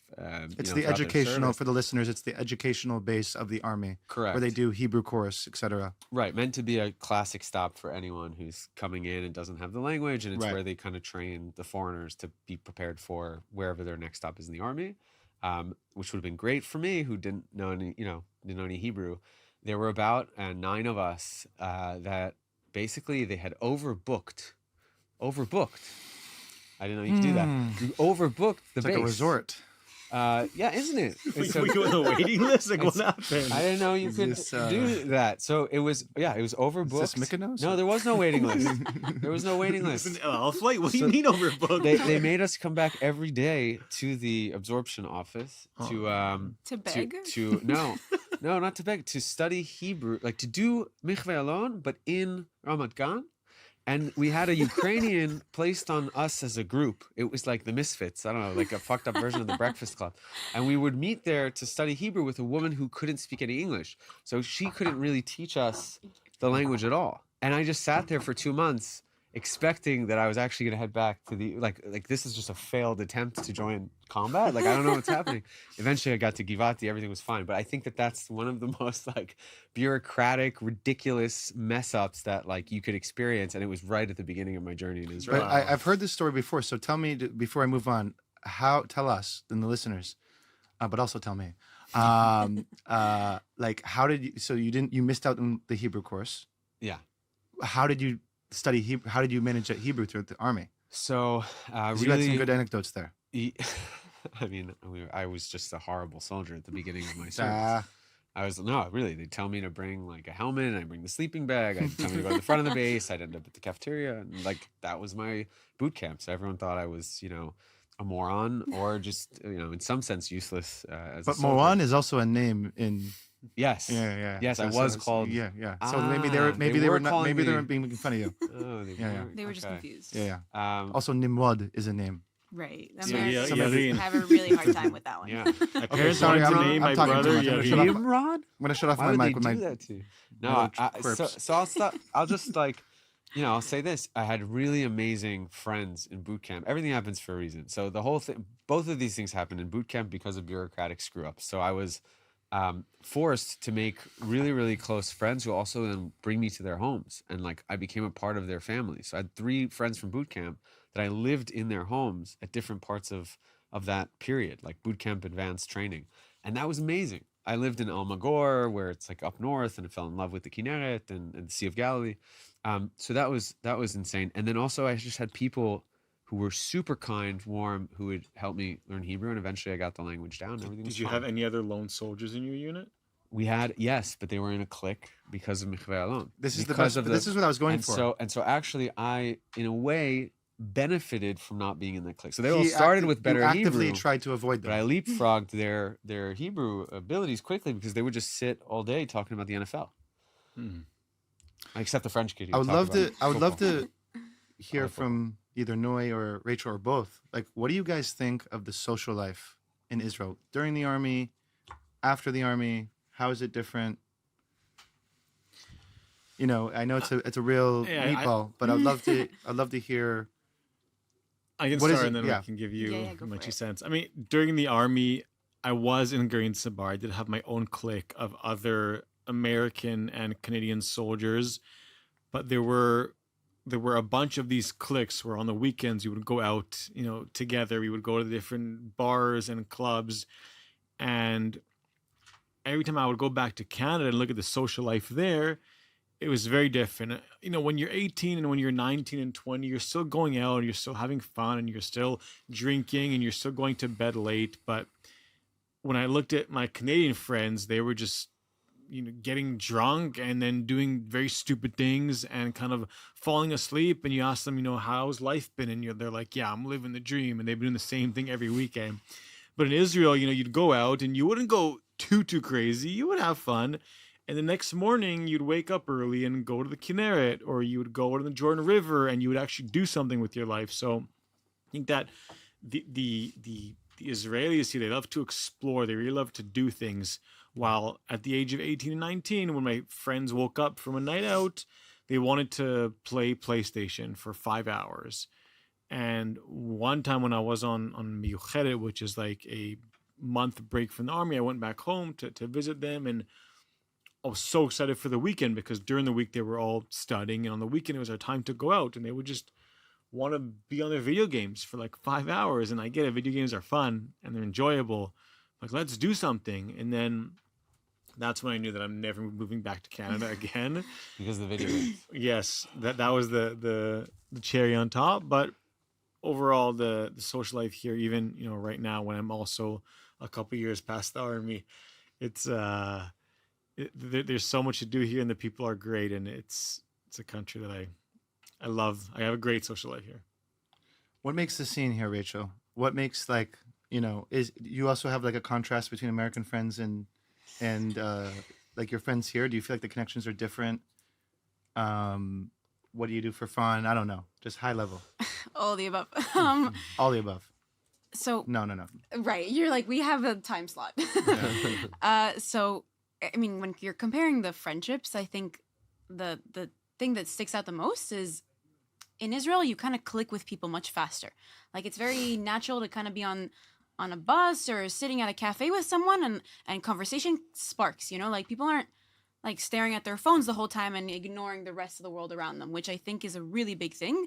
I mean, also like, of course, with the war and everything like that, like there's a lot of, I don't know how to explain like the sense of like, you kind of see yourself in other people and like your experiences are very similar. There's a shared language. Yeah. There's a shared fabric. Exactly. So that's one thing that I think like just differentiates like from friendships or any kind of relationship like back in the States. And then what I really liked that you said was that, you know, Israelis will go out at night and then the next morning they'll go and like hike somewhere, or go to a nachar or something like this. And I think it's because also like growing up, Israelis, as part of their school trips, are out here going to the 4-day camping excursions. Yeah, like they're out there. Like this is kind of embedded in Israeli society, and it's so amazing because you see like now families on a Saturday just take their kids and go. Yeah, like, it's a very outdoor like childhood. Yeah, generally speaking. go picnic, go explore, go learn about some like random pinah in Israel that like you would have never reached, which I think just like kind of translates back into how Israelis are with each other. It's like a little bit more aggressive, but it's a much more warm society. And like with your social life, you definitely see that. Like even now in the war, like I have friends that they had 2 weeks free, so they went to volunteer at a winery. They went to go like pick the grapes at the winery. I was like, what? That would never happen. Are you in still? America. I'm just curious because when I was 23, I had my best friend in Canada who I'm still best friends with, but I was still trying to hold on to that friendship as if we were in the same place. And although he came to the army and he went back, like, do you still have friends in Miami that were your best friends before coming here that you still see them as best friends, or have things kind of changed for you? I'm Great interested to question. hear. I do. I have a few, but you can definitely tell that you're at different places in life, especially because I also came from a community in Miami that, you know, getting married young is quite a thing that happens there. So like at 23, like a lot of my friends are married or engaged or with kids, which is definitely like the number one difference that you can tell. Kind of like Great Neck, no? Yeah, of Doesn't course. happen there? Of course, man. Yeah, so you can. Power That's to the like Persians.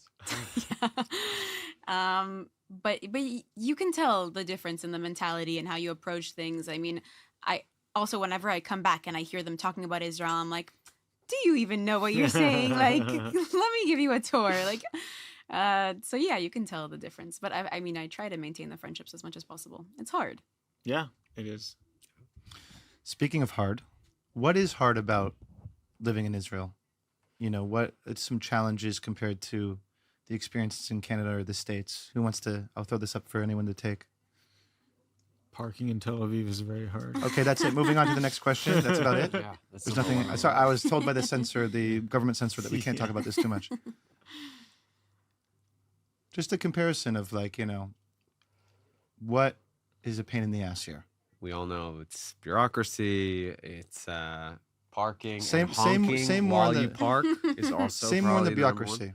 But say more on the bureaucracy. Yeah, just because I mean, they didn't let him to Michvaron. That's the number one. Yeah, I would say more outside the army too. I would say that your classic task takes a little bit more effort than it does in the US. But when you aggregate all of that, like month over month, you're spending hours more than you would in the United States to complete, you know, basic functions that have to do with certifications and forms and Health insurance or whatever. but to the credit of this country, I will say that they have made giant leaps forward there. And I think. Do you guys agree? Yeah, I think that another thing is that we live, I don't want to say in a war zone, but we're surrounded by enemies who want to kill us. And we have times of peace, but even during times of peace, you hear about a terror attack here and then 5 months later a terror attack there. And for us, it's normal. Like when during this war, when I'm working and I'm in the middle of a Zoom meeting, I'm like, I have to go. I come back and they say, what happened? I said, yeah, there was a siren because there was a rocket. Like it's crazy. Yeah. It's crazy to think that we have ballistic missiles being fired at our country.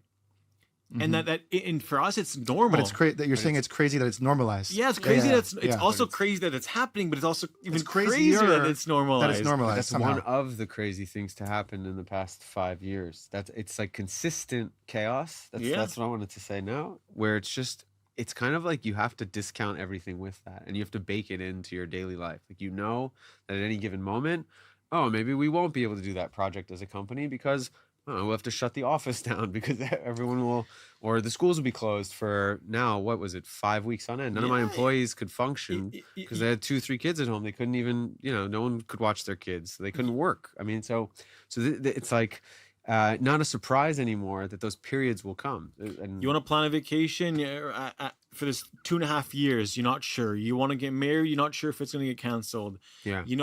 I am like a very peaceful person. I don't love going to the army, but I am proud to wear a green uniform and go and serve in Gaza and Lebanon and whatever I have to do, even if it's very hard on my fiance and my relationship and just like many other people.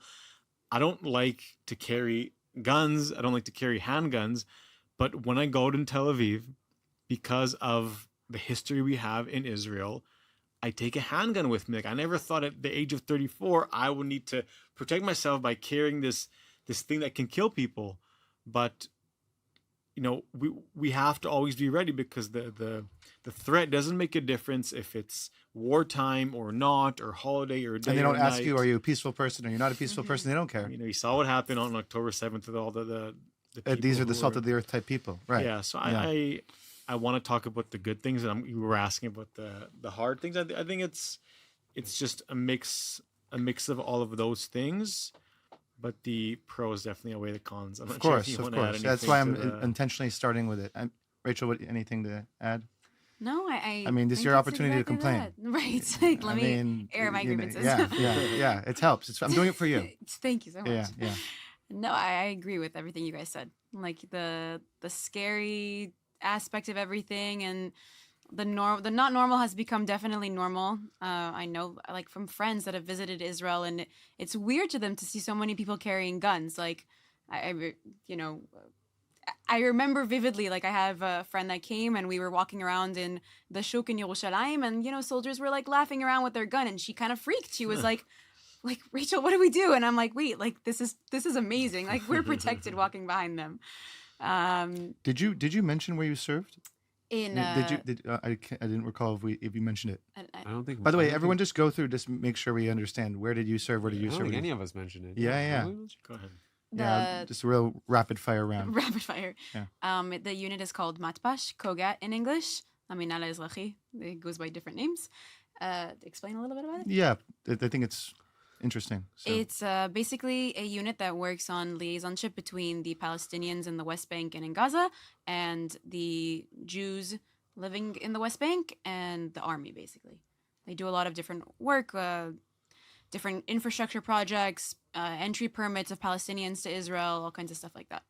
And I will go knowing that I want Aaron, because then we'll have a next question for Aaron. Sure. Paratroopers, the Jumping out of planes. 890th. It's kind of like the Delta Force, but just a little bit better. Exactly. So, it's an upgrade. The Interesting. people who fall from A90 go to the Delta Force. No, it's in the paratroopers. It's combat unit, and I do reserves also in a combat unit as well. When's the last time you jumped out of a plane? Just curious, like for some kind of special For option. military purposes? I'm just trying to figure out why. It's not for the why the podcast, Aaron. paratroopers. It's not for the podcast. What would you do with that extra skill Sensitive that you information. get? After, I'm happy to tell you if you put your phone outside. Okay, interesting. Yeah. When was the last time you served in the reserves, Aaron? Oh, sorry. There's this. I'll tell you in a second. There's this thing that happened along the way. So. Okay. It's honestly not a big deal. Yeah, it's fine. Well, we have 8 minutes left. So I would you're more love than to welcome to talk about let the cat out of the bag, Aaron. Tell us about your service, your story, and how you carry on. So I served in one of the main combat brigades as well, Givati. The better one. Which is ranked number 1. I mean, if we're going there, it's ranked number Obviously. 1 of all the combat units. So obviously paratroopers ranked number 4. As a Duvdevan guy, I'm giving you Givati number 1.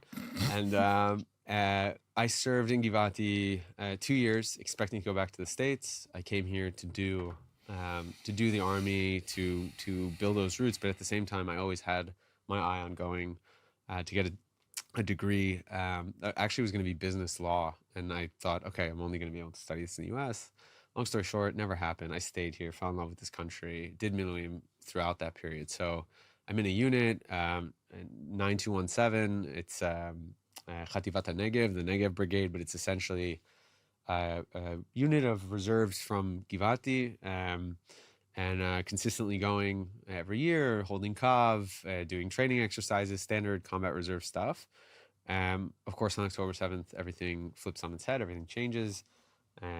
So what is, a typical reserve service, which usually we're on the back burner, we get called up immediately as October 7th starts to unfold. I'm actually at a conference in Las Vegas. Usually my day job is to be, I'm a CMO of a startup, so I do a lot of marketing in the States. They cancel my flight at the same time that we get called up, scrambled to get back, join my unit, and we ended up going in on October 30th, one of the first battalions into the Gaza Strip as part of the ground operation. 15 days of fighting, and 15 days in, we found at that point something like 6 tunnels. We're going house by house. 15 days in, we're tasked with crossing in front of an UNRWA school. And as we crossed in front of that school, little did we know there's 4 Hamas terrorists waiting inside, and a sniper waiting behind the school. I crossed safely, got to the house where some of our soldiers were stationed, turned around to see where my officer was, and I watched as he tragically got shot, along with another friend. Both of them were on the ground, gave cover fire towards the school. After 2 to 3 minutes, looked at my officer. He looked like he's in bad condition. I'm like, I got to get him out of there or he's going to die. Ran out to try to save him, lifted him up, started to get him back towards safety. And bam, I felt a bullet hit my right leg. It was a sniper bullet. Started to crawl back, realizing that I'm a sitting duck. Got shot in my left leg from an AK-47. Now I'm bleeding profusely from both those places, and I barely think I'm going to live, let alone keep my leg. I was sure my leg was blown off. Got to the house miraculously. Paramedic went to work. 669 comes in, best search and rescue team in the world. And I end up at Sheba Medical Center, waking up to a doctor who told me that I actually still had my legs, and it would take a long time, but I would be able to walk again. So I was hospitalized for 5 months, and slowly but surely got back on my feet. Mostly inspired by Noy Lieb and his Instagram account. Lieb? Which... Actually, I remember that day when Aaron got injured. Like, we weren't really close friends, or we knew each other from Tel Aviv and from everything. I actually considered you a close friend. I didn't say just to be good clear. friend. Yeah, we were friends. And actually, like, we were supposed to go into Gaza that day, and I told myself, like, even though I don't know you as well as I would want to know you, I'm not going in. And it was weird for me because I'm like, Aaron and I, we never really, like, hung out besides parties. We've never like gone on a one-on-one coffee.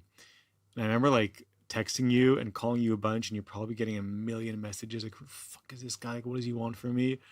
But because you were like a lone soldier, and because you were American, and because you were also, one of the first units to go in, I don't know why. I felt like I can't go in until I hear from you. And I remember you texted me, which like I felt like it gave me like the permission to go into Gaza, which was again weird because we weren't friends, but I feel like everyone is a family in the army. And that's beautiful. Seeing Aaron, is that the first time you heard that? Actually, yeah, it's very moving. Seeing Aaron get to where he's gone to today.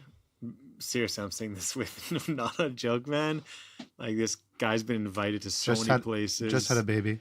He just had a baby, but he's literally, which is amazing, but he's been like, you were in South Korea, like Australia, you've been everywhere. And I know that a lot of people have been touched by your story.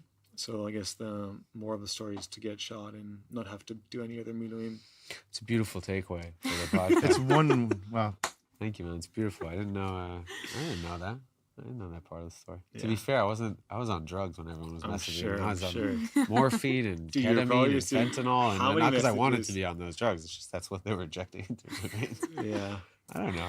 I think it was one of the first injuries to befall like a lone soldier In the war. In the war, and so yeah, it became one of those, you know, and that's also why now it's super important for me at least to feel less guilty, I guess, but also just to pay it forward is to make sure that there's a lot of a big enough of a spotlight put on injured soldiers in general, especially the ones who came after, because they didn't get as much attention We or talked about support this. or a platform, right? Like they kind of, you know, as the war dragged on, fatigue, and everyone kind of forgot about what was happening to soldiers in Gaza. It's sad, but it's At the beginning of war, I think, true. not at the beginning, when we sat and we started becoming friends, we talked about this, how like the first person who gets injured is like a star, but then, you know, God forbid deaths, but also God forbid injuries. It's like you're not really, it's not as there's no like shock effect anymore. No. And a lot of people who got injured, a lot of lone soldiers were like, you know, I wish I could have like the spotlight that Aaron does. But for your sake, like you worked for it. You like did interviews, you went places, you worked hard to get that spotlight. It didn't just come to you. I mean, kind of did. No, but you were like The bullet came, not but everyone was open. It was No, but- a lot of reporters delegations that flowed through Sheba, and it was a lot of just like being in that. Do you timing. think that time. was like a mechanism also for you to like deal with the situation, was to get yourself out there and to talk to people and to say yes to 1000%. things? 1,000%. Could you speak to how like that's carried on to today, like how you're dealing with it? I Yeah. mean, it's not that long. It's like yesterday. Yeah, the support was fierce at the beginning. So it definitely helps that Jews came from all over the world and were an active point of positivity. And, you know, it's like they would come to the hospital expecting all of us to be miserable and you know, drowning in our own sadness. And we were just upbeat, and we were all kind of finding dark comedy in the situation. We were finding light in the darkness, that sort of thing. And I think it helped tremendously. Like I must have met like 3,000 people while I was hospitalized. It was absurd. Sheba Medical Center was like one of the hottest places you could be Yeah. in those first few months. And it made it easier. It made it easier for sure to be there and in that system. And gradually, as the months passed, again, there was a lot of, you know, we got desensitized to it, and people started to kind of move on. And I think it helped that I still had access to that stage and this platform where I could fly and tell my story and still influence people. And the It most helped you, recent you're one I saying. did is in February. I was in New York and I spoke, and I was in LA and I spoke. And You're saying it helped you. it helped me. Yeah, exactly. It helped you. It's like a part of your recovery. Yeah, I think it helps that I owned the story, and the amount that I was telling the story helped me kind of rationalize everything and own it. And I think that's big. So there's a lot of soldiers that I would encourage while they were at Sheba to tell that story and to start, you know, opening up, because otherwise it's just, if it stays that trapped, you don't know when, you know, Totally. the all the crammed shit in the closet's gonna come pouring out. And that's like what I was scared of, at least. And thank God, I mean, 2.5 years in, I think I'm okay mentally, and a lot of that I think has to do with the Well- fact that very early on, still an idiot, but I was an idiot before I got shot. So yeah, I think that certainly helps Amazing. for sure, is to take that story outwards, and also to meet people along the way that randomly will be inspired by that, including lone soldiers.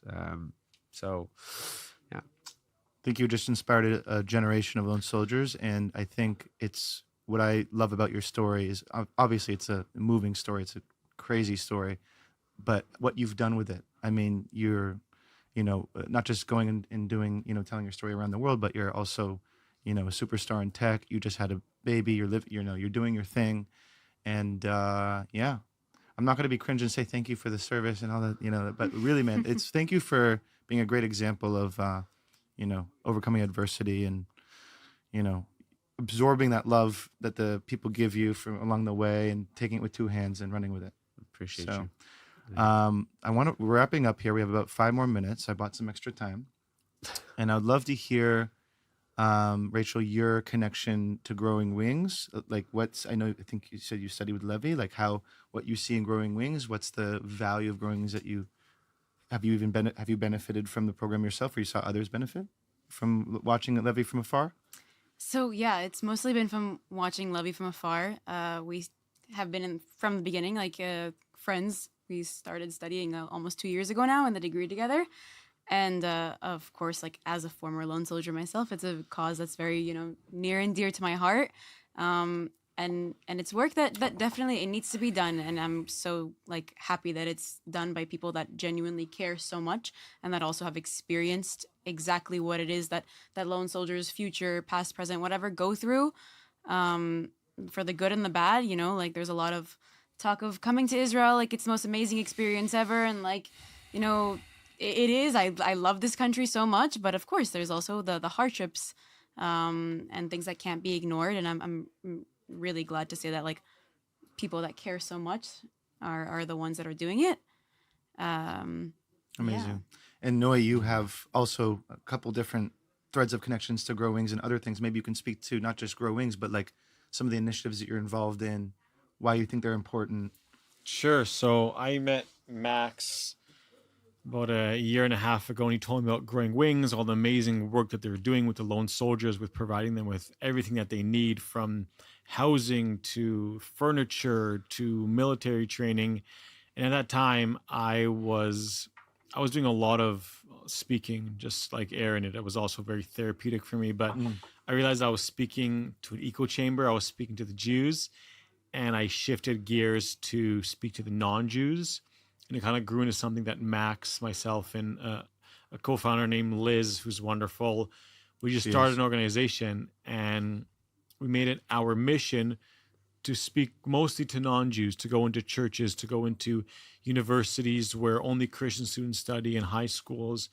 And Max kind of jumped on board from day one.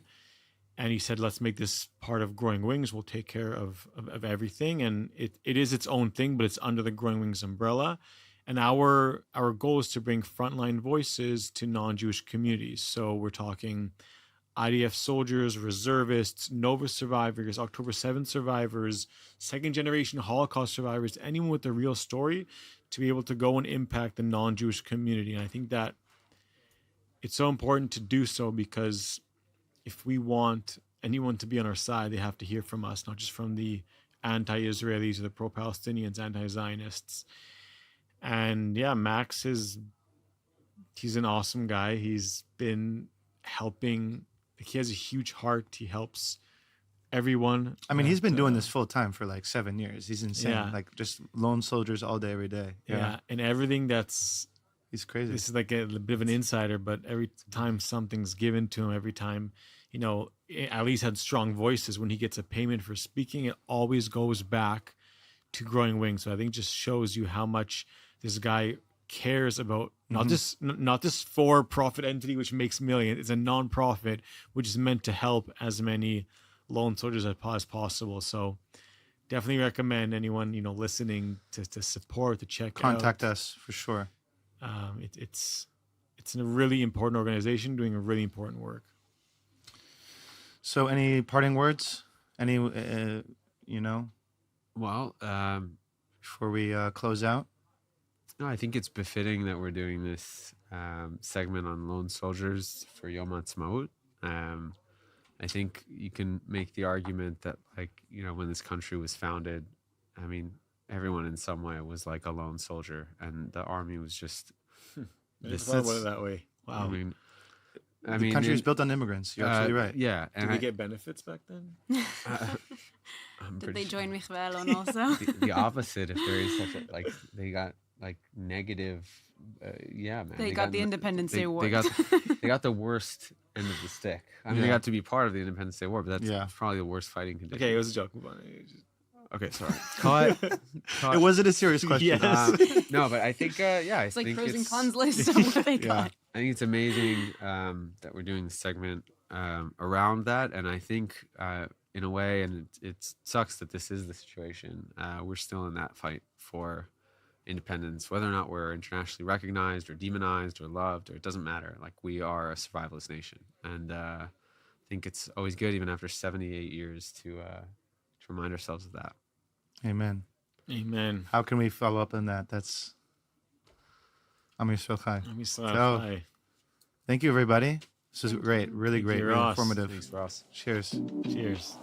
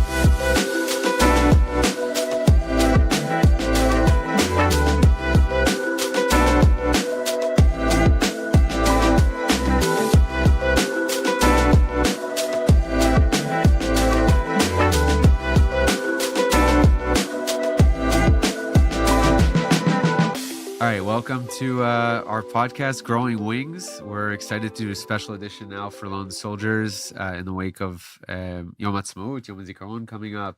I'm sitting with Max, Eli, and Levi, and today we're going to talk about what it really means to be a lone soldier and all that that encompasses.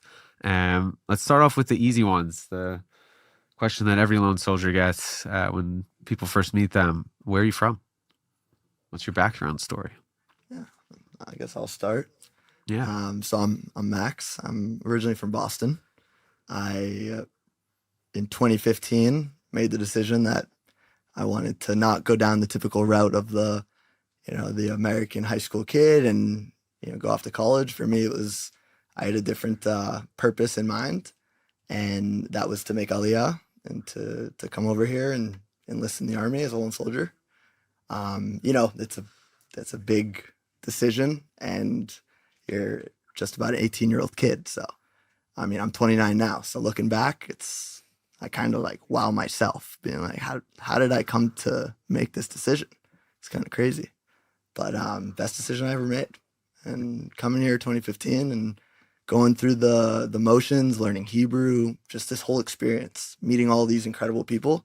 It's been an absolutely incredible experience for me. So since you did bring it up, we'll get to the other introduction in a second, but how do you come to make that decision, actually? Yeah, so it doesn't happen overnight, or it shouldn't happen overnight, I should say. I grew up in a Zionist home. Like I always understood our connection as Jews to Israel. And, I had a grandmother, Meilong, she was an absolute advocate for Israel. I grew up going to protests with my cousins, just running around, holding up signs. Actually, in 2006, I remember that we would go out, hold up signs saying, "Free Gaza from Hamas," and that was 2006. It was before any of this was really popping off. So she was ahead of the curve, and for me, as I got older, it wasn't just like I couldn't just regurgitate the things that I was being told. You're told you got to stand with Israel, support Israel, it's the homeland. But for me, like I wanted to take that to the next level and actually see what it is that I'm supporting and standing up for. And it was important for me to actually be boots on the ground, quite literally, and really see and inform myself from, that firsthand perspective of why is it so important that we, even as a Jew growing up in Boston, Massachusetts, why should I come to Israel and enlist in the IDF? Because it's our responsibility as Jews, just like Israelis have to do it when they're 18. To me, there's no difference. I'm a Jew. This is my country as well. And yeah, that's what it's about. Righteous answer. Love it.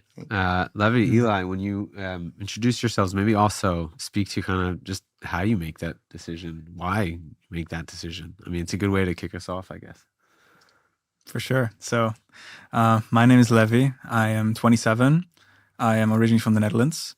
I made Aliyah in 2019.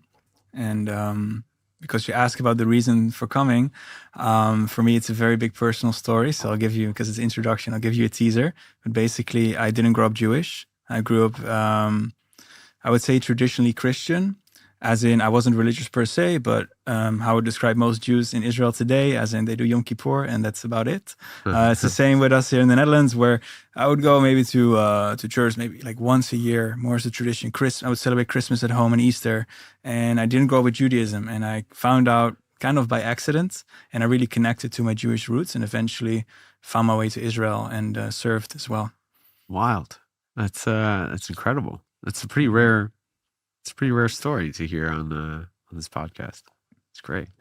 Definitely. He's He's a star. Yeah. He's a star. We'll get to It it. actually there's especially in Europe there's a lot of families that don't know they're Jewish. That also happened in my family, where after the Holocaust, the people from the family that survived, they were so afraid that such a thing could happen again in Europe, so they decided not to tell their children about their heritage. Wow. So basically, my grandmother grew up from my mother's side without knowing she was Jewish, so she couldn't pass it down to my mother, and she couldn't pass it down to me. But it resurfaced 4 generations later. Incredible. Yeah. Stronger than ever. I mean, Stronger than ever. To be fighting to protect the Jewish people is, of course, quite a rite of passage. That's amazing. I'm also, my dad is Dutch, actually. It's very, I rarely meet Dutch people who serve in the army, so it's very, it's awesome. Yeah. His favorite Where- food is bitterballen. Oh, nice. That's amazing. Yours is. I thought puffertjes, but for you. Also, stroopwafels are good Yeah. too. Where in Holland, actually? So I grew up in a small city on the German border, like we're on the eastern side of the country, Okay. like a 5-minute drive. So it's very pastoralic, like cows everywhere, very nature and quiet, Classic. and in a way boring. I was looking for something else in my life, so Wow. this is my my What way was the name of to the village? Almelo. Okay. It's considered a town. It's a small town. It's not a I'm nodding like I know It's not like where Boston. it is. I don't actually. Definitely not like have any Boston. You idea can put it where that way. is. Yeah. My dad is from Arnhem, which is a little bit more. I think it's more like well known. Yeah, it's a bit bigger too. Yeah. But that's great, crazy. Okay. Yeah, I'll keep it short. Eli Cohen, 33 years old, from Colorado, currently in a reserve unit. I serve as a sniper in a paratrooper unit here in reserves. And Max was actually my first friend in Israel. We were 2 young kids. We met at an absorption center. Our backpacks were bigger than we were. We were very sweaty. And then we lived in a small apartment with a bunch of with a bunch of birds. Nice. Yeah, they were just sleeping in our cupboards. And no AC in the middle of No summer. AC. Yeah. Yeah, welcome to Israel. In Tel Aviv, you pay more for that. Actually, That's true. Yeah. This But was it's a Renana, feature. So, Oh, nice. Yeah. but my grandparents were actually in the War of Independence in 1948. My grandfather was a lone soldier before lone soldiers were a thing, or before the term was coined. So he was a veteran of World War II in the U.S. Navy, fought in the Pacific Theater, and he was a frogman. And so 1948, the war breaks out, and my grandfather somehow gets to Israel. No one's sure how he got there, if he swam, took a plane, if there were planes, boats, but he made it here. Wow. And he was one of the founding fathers of Shayetet, which is Israel's kind of Navy SEAL unit. So he was with his team, and my grandmother was actually doing Morse code for his unit. And it was a love story. They fell in love. And after the war, my grandfather was like, we can stay here and build the country, or we can come to California and put our roots down there. So that's kind of a long story short. I'm 2nd generation American. I knew my grandmother for until high school when she passed away. Never knew my grandfather, but I heard these stories that were kind of peppered into my childhood, and it sparked a curiosity. I was always curious, like, what is Israel? And instead of being force-fed what the Jewish community and the diaspora thinks, it's like, I want to, dare my courage to follow my thoughts, move to Israel. Let's try it out, learn the language, go into the army. I have some cousins here that I wanted to get closer with and really see it from my own eyes. So Wow. that's the long story short. It's Incredible. It's incredible. All 4 of us sitting. I'm also a lone soldier, obviously doing the interview here. But it's just wild how the stories are so vastly different. Like, And what's your story? well, I'm from Long Island. Grew up in Great Neck, where there's a ton of Jews and a lot of support for Israel, and that was particularly easy. My parents met here. So my dad, again, from Holland, my mom from New York, then moved back to the States, had me and my brother. And I grew up with their stories of, how much they loved to be here in their 20s, and they took us here as kids. And every time I was here as a tourist, there was something off. Like there was just some deeper meaning that wasn't satisfied. And that's it. I decided after high school that I would come here and do something very impactful for the country. Didn't know that it would be necessarily joining a combat unit, but the more and more research I did, the more I saw that it kind of identified with my values. And there's no greater, I think, calling than to go and defend the Jewish tribe. And so I think we all have that, I guess, ingrained in us, you generationally, and just different, What's one thing you guys wish you knew before you got here, or that you wish someone would have told you before you made the decision to make Aliyah and come to Israel, join the army, and everything that followed? Jeez, you want to jump on this one? And this is to the audience of anyone listening that's on the cusp of coming to Israel, thinking about it, mulling it over, families, parents, Aliyah in general. I would say that, just as expectations, everyone has expectations about everything. You're going into something you want to expect, you kind of want to know what it could be like. You ask other people, you ask a lot of people, or you just kind of sit with this ideal situation in your head. And I would say the number one thing is just talking to as many people as possible that have walked, that have made that move and made that decision. I think that's so important to hear from those who have done it, and that's something that we'll talk about this throughout as we go through the podcast, but it's really kind of also the ethos of Growing Wings. It's having those who have, been there, been lone soldiers, gone through it, felt the ups and downs and saw what worked, what didn't, and have those be the leaders, be the ones that help guide that next generation. So I think it's really, also preparing yourself mentally, physically. Hebrew is huge. Most people do not, put enough emphasis on that. And we're talking here is, I can say at least for the three of us, we definitely didn't know any Hebrew. How was your Hebrew? No, non-existent. Yeah. I think I knew There shalom you and go. hummus, and that was it. Exactly. That only gets you so far. Yeah. So really to put emphasis on Hebrew, because that's the key into a lot of doors here. Yeah, first of all, I fully agree. I think Hebrew is definitely on number one of my list. Again, coming from a non-Jewish background and not knowing one word in Hebrew, like the day I made Aliyah. I wish like the first word in Hebrew that I learned should have been Baltam. If you guys know Baltam, like you also mentioned before, Max, like managing expectations. I think a lot, like you said before, a lot of people come with certain dreams, certain aspirations, maybe certain units they want to serve in, or like how they want the track to go in like the first year, the first 2-3 years in Israel or in the army. And I think it's good to have aspirations, but also to go with the flow and realizing that everything happens for a good reason. And acquire a lot of information, talking to a lot of people to make sure you're on the right track. But also managing your expectations and just being aware. I think being aware is a very big, important thing. That's a great answer. To your own question, I mean, you want to... I just think that there's friction at every level here of life. In the army, in the civilian, etc. I didn't know it was this hard. And I don't currently live in Israel. I live in Colorado, so was a lone soldier and moved back. But it makes you really think about why you're here and how badly you want to be here. And but it's important to continually ask yourself those questions because sometimes your answers change. Yeah, but I agree. It's constantly tense. There's a lot of friction. There's consistent chaos. Like now it was the Iran war where nobody could work and no one could take care of their kids, and like it was absolute mayhem. Before that, it was dealing with the tragedy of October 7th and people just being completely shell shocked for 6 months. So I think it's managing expectations and expecting honestly the unexpected, which comes with the territory. Knowing how to stand up for yourself too. Yeah, I think that's a big one. Is standing up for yourself, and even with the broken Hebrew or whatever it might be, it's knowing how to stand your ground, and and that there's ways around. You get a lot of pushback, and a lot of people who might be listening who might go into this process of drafting to the army, and you'll hear a lot of people talking about bureaucracy. Yeah. Always bureaucracy. And I think the number one thing is just not to give up and keep pushing and just really, keep submitting that form. Exactly. Press send. Press send again. Don't stop pressing send. And get to all like that was the number one thing. I think that also it showed me that anything's possible here. If you really want to get somewhere or try, you want to try out a specific tryout for a unit, obviously not.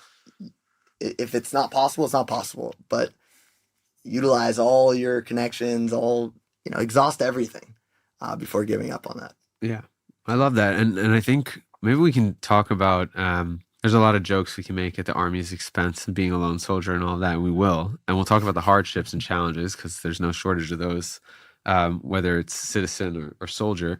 But let's talk about some of the upside, right? Like you're coming from Holland. Both of you are coming from the States. So, you've got kids going from high school to then college, taking, the more traditional path of academia. And then you've got Israelis that are going to join the IDF, most of them. Some of them to combat units, some of them to 8200, 8200. Well, they'd be fast-tracked to having a cybersecurity company worth $100 million, at least. And so they've been set up in a different way for their young adult life, their adult life, period.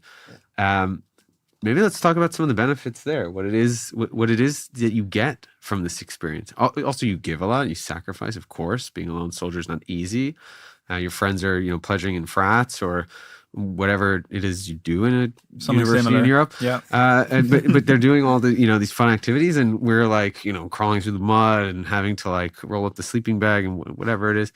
But let's talk about the positives. Like, what do we gain that maybe they don't? What edge do we get as we kind of, navigate the 20s, 30s? I mean, I guess I'll start on this one. I think, one of the amazing things about the experience with Israelis, you'll be on a bus as a lone soldier and you'll be talking on the phone in English, and this would happen all the time. And so many people experience this too, but it's where I grew up, I barely knew my neighbors. Like, I probably lived in the same place for 15 years. And I can tell you, I did not big fences, if not huge trees in between. You clearly don't do any baking or need to borrow eggs or flour from your neighbors. I see. No. Okay. But so that whole neighbor, I mean, it happened. There are obviously neighbors, and it's important to be a good neighbor wherever you are in the world. But it's something about coming to Israel and sitting on that bus. People hear you speaking in English on uniform with a gun. And they just want to talk to you. They want you at their house for Shabbat. And they're not going to ask you in like they're going to push, and then until they get your phone number. Then they're going to get your phone number. And this is why you bought a car. Right? Yeah. It's not nice. It's not like niceties or empty invitations. It's actually like, if you don't come to my house, I'm going to be offended. Right. And then when you do go, you and bring this is shame the to thing, my family. Especially in the beginning, where I was still like, when I was in mikveh alone too, and it's the Hebrew course in the army where those that don't have the right level of Hebrew have to go there as like the first stop before getting into the real army, we like to call it. It's kind of like a summer camp. Feels like that sometimes. It's like a glorified summer camp. But pretty much. But it's actually, I want to, it's an important thing, because mikveh alone is also a great way to assimilate into the army, let alone for any soldier, an Israeli, someone who grew up here Israeli, is just going to go into the army and it'll still be a shock to their system. But for someone coming from abroad that is, just kind of on the fence with the Hebrew, it's such a great place to start off. So yeah, but where was I? Well, we were starting to talk about just kind of the benefits and the upside of like what it means to be joining the IDF and getting that service. Getting invited to dinner. Oh yeah, getting invited to dinner. Oh yeah, I speak Max. I'm fluent. Oh, you got it. We've been friends for 11 years. Exactly. Okay. No, yeah. So you get invited, and then you go to that dinner, and you're sitting at the table, and everyone's speaking in the fastest Hebrew, and you can't. It's like, I don't know how to get a word in there. So then you sit that whole dinner and just like in silence, and it's not in a bad way. They don't mean it in any bad way. It's just, it pushes you even more, to learn the language and to want to learn the language. At least for me, it was encouraging to see that and say, one day I'm going to be able to sit at this table and participate. And you'll hear in the next round that I'll be interviewing in Hebrew, so I clearly got there. Look at you. You really did grow your wings, man. You did. It's impressive. Yeah. I think something very positive I took from the army. You're talking about learning Hebrew. For me, also the bigger picture, like also when I came to Israel, and also mostly my biggest reason to join the army was mostly to integrate into Israeli society. I figured if I'm going to live here, I want to live like Israelis and walk the path like Israelis do. For example, I could get exempted from doing the army, but I thought to myself, who am I to say no to do service if I'm going to live presumably the rest of my life in this country? So my goal was to integrate. And especially if you're trying to get to certain units, Israelis are preparing for this since they're like 13, 14 years old. And then you are, let's say, 18 or 19 as a new immigrant, and you have maybe like a year tops to prepare yourself and get yourself on that level. So first of all, you put a speed track on your life, which I personally enjoyed. Is very challenging, but you can take a lot out of that. And then when you do get to, in my case, to a combat unit, where from the day you start your basic training until my last day of reserves, I'm with the same team, with the same guys. So then you build a certain special connection that I haven't felt anywhere else in life. And that was something that was definitely lacking, especially in my youth, where everything was great, let's say in the Netherlands, but I felt like something was missing. And I think it was that sense of community and brotherhood. And that's definitely something that the army can provide and that I take with me till today.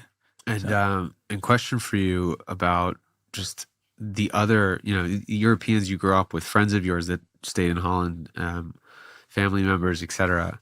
So obviously they're on a different path. I assume most people don't get up and volunteer in a different country's military. Going back to visit them or just staying in touch with them and kind of checking in on where their lives have taken them. Do you feel that there's a big difference in now the way that kind of the values you've received or just some of the resilience, whatever it is that you've been able to kind of take from the army? Definitely. I think resilience is a key word here, where I would go back to visit my friends and let's say career-wise, they are more advanced than I am because they had the time to study and then they already had a few years in the job while I was still crawling in the mud somewhere, right? So regarding that, we're in different phases in life. But I saw in different aspects that I was way more mature and way more grown up because I've experienced things that they have never experienced, and I hope for them they will never have to experience. But it does, with all the negativities as well and the hardships, it also gives you a lot as a human being, I think, to go through these hardships, overcome them. And it's also a way to get to know yourself better and also the community around you, because you go through it with other people. You don't go through it alone. And that there's power in that, for sure. Yeah, I love that. I wanted to kind of flip the coin and ask you guys, like, what do you think are some of the costs and consequences with the decision to come here and to serve in the army and to be here and have a life here? It could be war related. It could be, all of us served since October 7th. Any way you want to take that question? You're getting right into the hardest questions. I thought I was saving those for the end. There's a cost to everything. I mean, there's a cost to not coming back. I can speak now in more of the sense of, before the army, where you don't know you don't know. So what are you really missing if you don't know? And I think that's the key thing for so many reservists these days, where it's round after round after round, and each time you have to show up again and again, and it's hard for everyone, let alone those who are living in Israel. So in between those rounds, they have to go back into life in Israel, school, work, family. But for a lot of us, we're also, I'm living in Chicago. So yeah, I'm back and forth. I've been back and forth, especially, I was here on October 7th. So I got kind of, I was in it just through that experience. And then it's kind of like that loss of innocence. Once you experience that and you're part of, such an event, that it's hard to not keep coming back, especially knowing what your friends are going to keep going through, and, how to talk about the brotherhood and that idea of community. How can I not show up again? Yeah. And there's costs. There's costs when it comes to, relationships, family. It's really hard. Financial burdens. There's a lot, and it's not like the army's like, pushing to, pay for your flight back here. It takes a year to get your money back. Right. So, but still, you got lone soldiers like us doing that, and we'll keep doing that. Yeah. For sure. I think for me, I cannot speak for all lone soldiers, of course. This is from on a personal note, especially because I didn't grow up in a Jewish environment. So people would understand even less what I'm doing here, what I'm trying to achieve, and what I'm trying to build in Israel. So I always feel like when I go back to the Netherlands, I'm not completely Dutch anymore because I went through everything that I've been through. And there's a disconnect with my friends at home. And on the other hand, as hard as I'm trying, I will never be fully Israeli because I am still the person with the Dutch manners and the way of speaking and the accent, which is completely fine. That's who I am. But it also means that what I mentioned before, that the kind of mission I set for myself to fully integrate, it's a very difficult thing to do. And I might never fully achieve that. And that's definitely something I'm struggling with, as in that is a difficulty I'm facing every day. But it's not necessarily a bad thing. It's also, again, these hardships that make you grow. And that's why I think the community of lone soldiers is so important, because we know what it's like to go through the army as a lone soldier. And there's and that that shared burden in a way. There is definitely a very strong connection. Even though you've never met a soldier before, a lone soldier, you meet them on the bus, you talk to someone, you hear the accent, and you connect right away. Yeah. And that, again, just to bring it to a positive thing. So there is a disconnect from Israeli sometimes, or from when you're back home, but the community is there. No, certainly though, it's very difficult, I think, to get to that point where you feel like you grew up here your whole life and you have those same connections as kids who are on a kibbutz together or doing, the scouts together or Exactly. So yeah, in a way you're kind of set up to always feel a little bit like an outcast, but I think also the constant drive to integrate into society only makes you sharper and gives you even that much more of an edge. I mean, Hebrew-wise, but also just bettering yourself and going deeper and deeper into the culture. Like, Agreed. I couldn't agree more. And on top of that, there's a word in Hebrew that I don't even know how to translate it. Protexiot. Yeah. How do you translate that? Connections? Yeah, it goes further than that, though. Well, networked. Network, I guess. But protexiot, like to go back, I think you said it earlier, like Israelis know they're going to the army their whole life. Yeah. So they got time to prepare. Whether it's like finding that connection in that unit, that person's going to pull me in for an interview. They have a lot of time to get themselves ready for that. And I think that's the number one thing with lone soldiers. You get here after high school, college, and, for a lot of us, within 5-6 months, you're drafting in the army. Yeah. And you're just thrown into different places. And so those protexios, they have the leg up, and they also have the safety net in case something goes wrong. They know that they're going to have a softer landing. They know they can just go home, which home has got to be within a few hours drive because that's how small this country is. Yeah. And it's like, so that's also like protexio. There's a way to, when we talk about growing wings and what we're trying to do, we're all just a bunch of lone soldiers trying to help other lone soldiers in the sense of we have a lot of these connections. We've been in these, in these units, in these places, and all of a sudden we're in a position now that we can maybe, be that network for that soldier. Definitely. And so I think that's been a big... And not just in the army, but also out of the army. Yeah. Because I think like all of us have, served since October 7th. All of us have been at war. And I think you can't undo things. You can't unsee things. You can't unsmell things. They're always kind of a part of you. Mm-hmm. And I think that's part of the costs and consequences of these things. And going to war is hard. But I think in many ways, for many of us, coming home is even harder. Going back to your studies, to your families, to your jobs, living in a foreign country, and I think that is a hard bridge at times. And I have a dear friend of mine who served with me, Josh Boone, lone soldier from Idaho, served 748 days in Miluim, jumping unit to unit to unit. Yeah. And this is a guy that, he was born for a time like this. And, after... he served with us in Gaza in the summer of 2025 and then went on to unit after unit after unit. And, when things went a little bit quiet, he had trouble kind of assimilating back into that world after 748 days of war. And I think, the lone soldier community and all of us, can do, it's a lesson and it's a warning sign. And I think it's something that we should all be vigilant about, especially with Grow Wings and to help transition folks out of the army back into their regular lives. And there's no such thing as a soft landing, but I think we can try to make it as soft as possible and know that you're not alone, that there's actually a community of people that understand it and have been there and have, none of us have identical experiences. We all have kind of a mosaic, but I think that's definitely what can happen. Absolutely. And, I think I'll just kind of combine for you, because I don't think we heard you speak to this one yet, but maybe just one thing that you took away as a huge benefit from your service, and then one thing that you mentioned cost, sacrifice, or just a hardship that you had to face. I think friendship, like real meaningful friendships, like Levi mentioned, that go beyond the surface. And these are friends that, you experience everything with, and true friends that see you and are with you at your most vulnerable moments. And on October 7th, I was at home in Colorado, and I opened up the news and saw that we kind of hit at an inflection point as Jews, and we woke up to an entirely new reality. So that same day, I flew to Israel, got here as quickly as I could, just because I could not fathom the thought of my best friends going to war without me. Yeah. Even though that was, part of me, 8 years ago, they're still your best friends, and you're still part of it. And if they go, I go, and I think we all felt that same thing. And, Levi, I know you were kind of in the Netherlands most recently while your whole team went into Lebanon, and that's such an incredibly difficult experience. And to sit on the sidelines. So friendship Love that. most important for me. What was one of the things you felt maybe that you gave up, or something, I don't know, a Sense cost? of normalcy.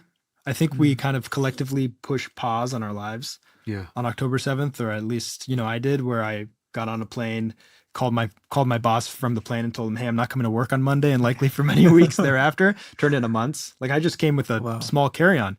Like, Israel fights short wars, right? Yeah. We're not designed to fight long wars. So I packed, I think, 2 pairs of underwear, 3 pairs of socks. I'm like, I'm good.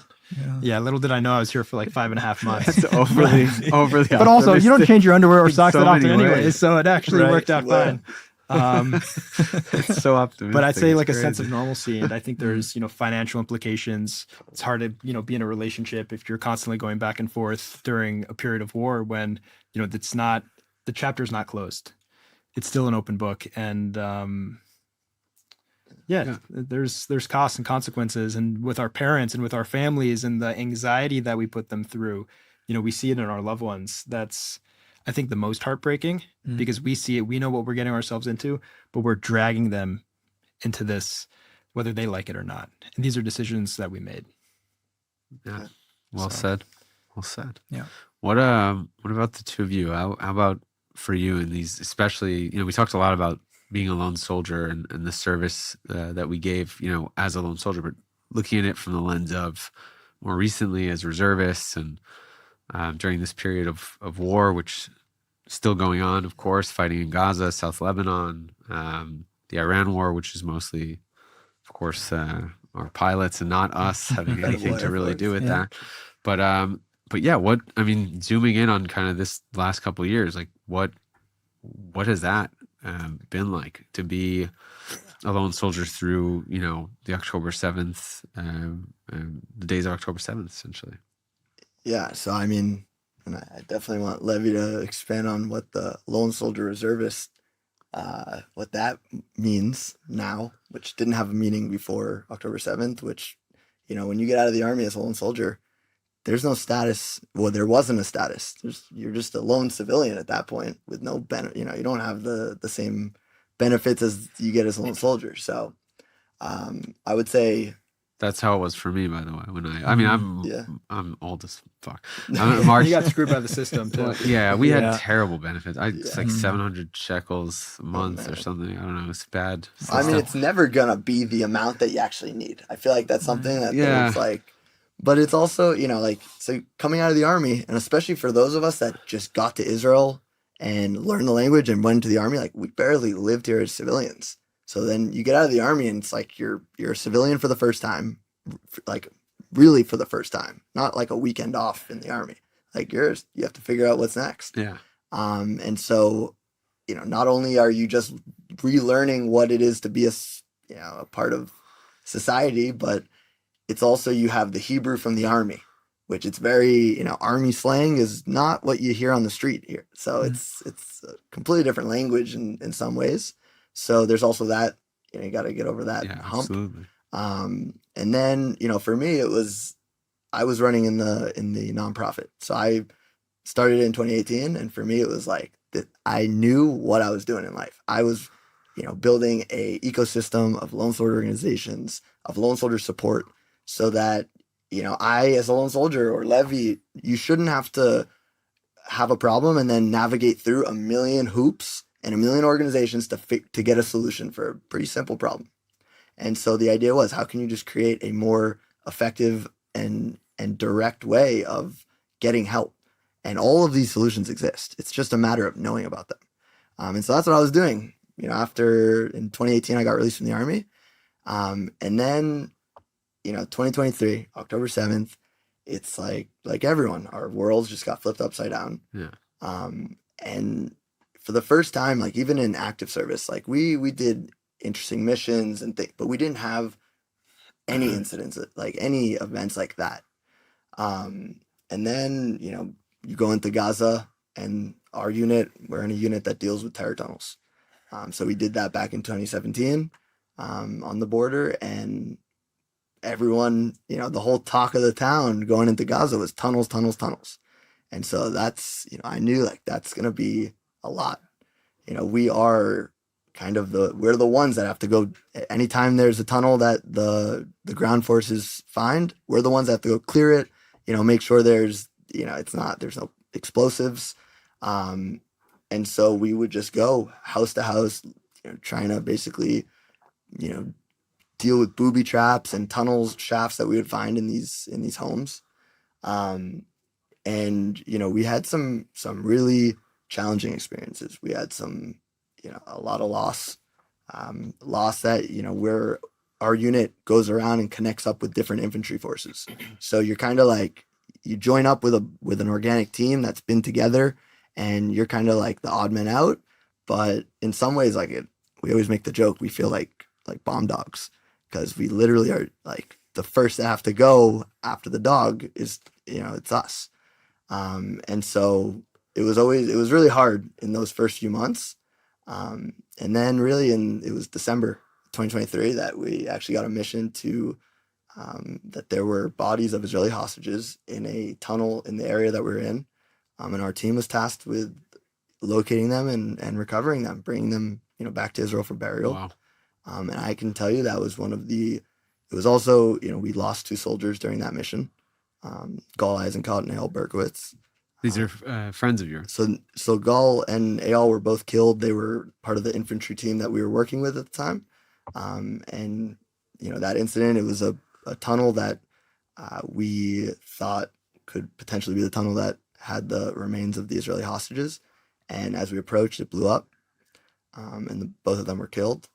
And so obviously you have that internal dilemma and debate of we just lost 2 soldiers to recover bodies. And, we understand the significance of that, but looking out from the outside, it's hard to do that math and see how that adds up.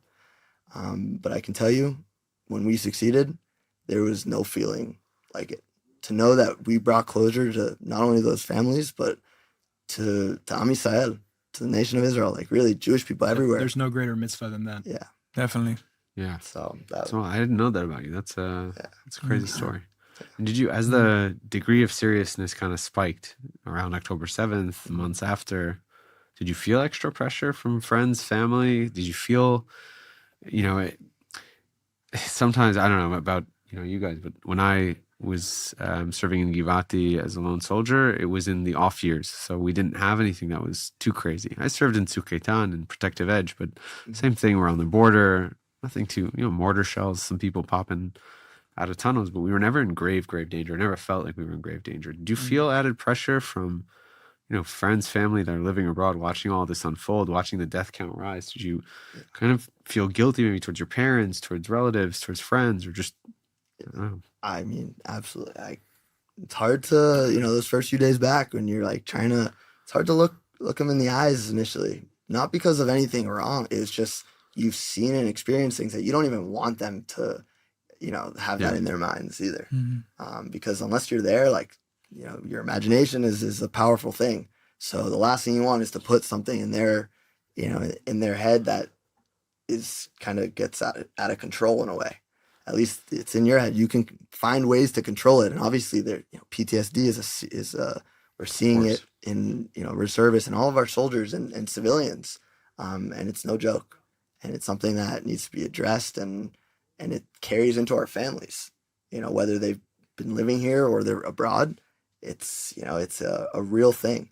And so it's definitely you get a lot of that pressure, and you feel a lot of that pressure, and it continues each round. It's like, what are you doing? Why are you going back? Yeah, I think most parents don't want their kids to go fight, in a war. Period. Period. Yeah. Full stop. You want it to be someone else's son or the neighbor or someone else, but your own kid, you want to keep them nice and cocooned at home. Mm-hmm. And my mom is kind of my biggest advocate, and she's been very involved in the hostage walks, and she didn't take off, the yellow ribbon for, the entire war. She, wore it with pride, even though there was, an attack in Colorado in my hometown, which my mom, has been involved in. But I remember a phone call with her, and she, knew I was in, fighting, and she was like, kind of, why? And I said, Mom, if I was held hostage in Gaza, you would want every single soldier to come and try to find me. Yeah. And so that's a debt that we owe everyone else. And she gets it. you know, I have her blessing, but it's, you know, no one wants their Right. kids to go do that. But to understand the why, I think that's the most important. And, you know, Yeah, I Definitely. gave a similar explanation to my wife as well. But yeah, it's scary. And actually, in my case, I was injured in Gaza, so she got a call that was like, for her heart sank, and she thought, you know, they were calling to tell her that like I wasn't going to make it. They were also notoriously bad at communication in the army. It's wild. It's like, Yeah. well, he's injured, but how grave is it? We don't know. Where is it? We don't know. So what's his status? We don't know. It's like, so why are you calling me? yeah, it seems like Israel has a communication problem in general. Yes. Of course. So we'll we're get working on it. We'll get Yeah, to we gotta get to yeah. that one. We'll Yeah. get to that. We'll switch down to a lighter topic, which is of course just living here beyond being a soldier. Like we're of course citizens as well, and have to deal with the day to day here. So we'll talk about that now. But I'd love to hear your take also, and just kind of how the war found you. And same question, you know, how did you feel mounting pressure to stop fighting, to maybe sit this one out, to, you know, for people at home watching this from afar? Definitely, there's like the personal element, like which we just talked about, which I can definitely relate to all of you, especially the connection to my parents, and then again, not coming from a Jewish environment, so it's so hard for them to grasp like what I'm trying to do, because that sense of connection isn't there when it comes to the situation on the ground in Israel, which I felt really connected to because I've been living here for a few years. So to explain that of like why I was going back, for example, I was also like abroad when 7th of October happened. I was in the Netherlands, and I saw the news, and I remember my officer called me. He's like, listen, you were a lone soldier. You're right now in the country I originated from with your parents. He said, I cannot get it over my heart. I cannot ask you to come back. I cannot give you that order. I was like, I cannot do it. And I said, you don't have to. Like I booked my ticket. You don't have to ask. I'm coming. Like exactly like you described. There's no way my tzevet, my team is going in with me not being present. It's just unfathomable. It's impossible. It doesn't. I cannot grasp that reality.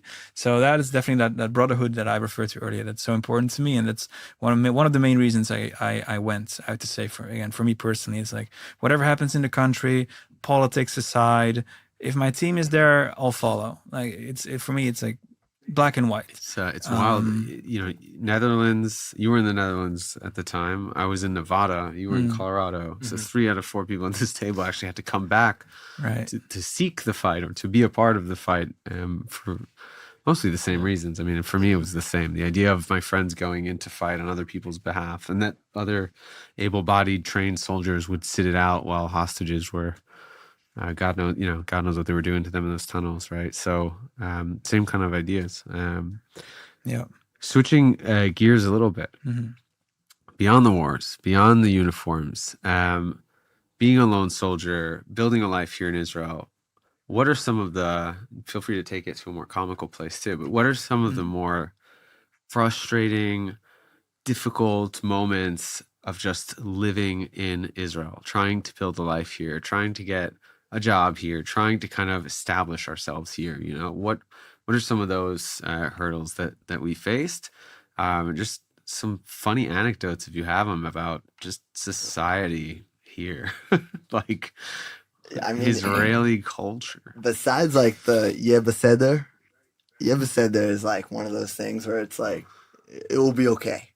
And which is actually like, when you say it in English, it actually sounds really nice, but in Hebrew, it's like kind of annoying sometimes, where like you're trying to figure something out and get something done, and then it's like you ever said they're like, who's gonna make it okay? Yeah. It's like they're just gonna, you know, it's gonna happen. You know, so don't worry about it. You don't need to. So that was obviously like one of those things where it's like you hear it all the time, and it's like really makes you cringe. But even outside of that, I would say the lone soldier experience, it sets you up to, obviously each person's different. Everyone's experience is different, but there are times where you need help, and there are times where you're in a position of helping others. And I think there's something that we don't talk about enough as a society, where, you know, especially these days where the war, everyone's, you know, people are struggling, and it's hard to get out of your own struggle. Yeah. It's hard to get out of that, you know, the pain, the suffering of yourself. And something I learned throughout, and the army taught me this, where when you're at like the peak of suffering, whether it's like the long marches and a lot of weight on your back, and it's like you can, go internal inside and just like look down and just, just get through it. Or you can be the guy that, anytime someone looks up at you, and this is what I would do. My team always said I was psycho for it. He is psycho for it. He is. But anytime I would make eye contact with someone, I would always make a point to just smile. Like it sounds like, it's a smile, but when you're walking all night, all day, for days, weeks at a time, and it's like, to smile, that's a hard thing. But it really does change the chemistry in your brain. It helps you. It helps you a lot. And not only that, like there's a whole thing about carrying a stretcher.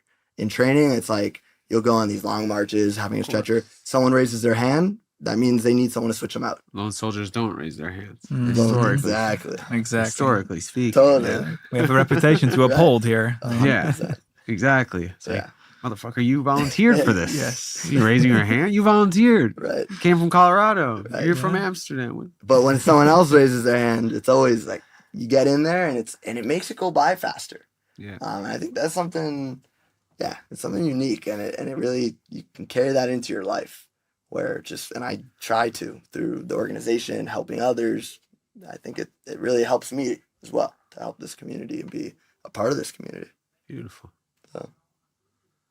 You have some funny commentary on Israeli culture, society here. What's it like living here outside of the army? You finish your service, you try to get a job, and then.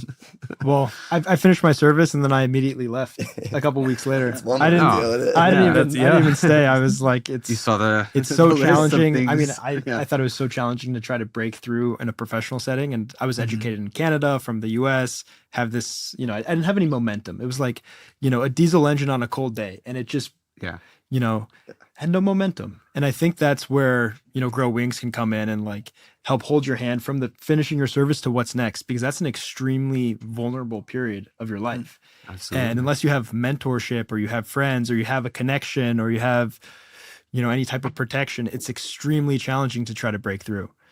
So I left and went to the US, where I did have some better connections and, broke into the finance world, et cetera, et cetera. And so it's kind of, well, no, I mean, that's one way to talk about it. I think it is an unfortunate hurdle to try to get over, to find your job, your footing in your career, and build that network. It's tough. Do you guys know the percentage of lone soldiers that finish their service and then immediately go back to their countries of origin? I just wanted to actually open the floor about that subject, because this is data from like pre-October 7th, so this is accurate up until 2023. We can presume like the war, there's maybe a big spike of people coming back, but like when people who are trying to build a life, lone soldiers who served and came from abroad and stay in Israel, within 1 year, more than 50% of the lone soldiers will leave.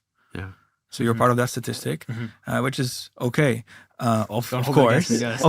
No, everyone has their own path. It's completely fine. But me personally, it's even worse from school, by the way. Like, I don't know if you guys, like, I studied at Reichman University, and it was worse. My business year, and within the first year, something like 75% of the students were gone, and now it's down to like, I don't know, out of 150, I think there's like 10 of us left. Right. Wow. So that's even, they came to do the degree, saw how hard it was to like crack into the ecosystem here, without a language, without those roots.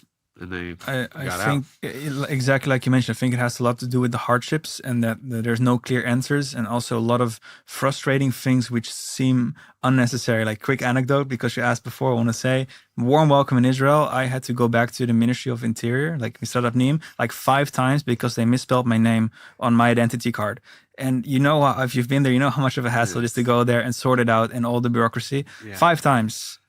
I was about to take a plane and go back. It was just, like, all kidding aside, but it was a Dutch name. Yeah, it was very short. It's like 3 letters. Right. No, it's brutal. But so maybe Max, maybe you want to tell a bit about, like, so we have all these hardships we've spoken about, and then as Growing Wings, we also try to provide solutions. Yeah. No, I think, and again, it's not about, like, the big thing about Growing Wings is we're not, our whole slogan, as you can see behind us, for lone soldiers, by lone soldiers.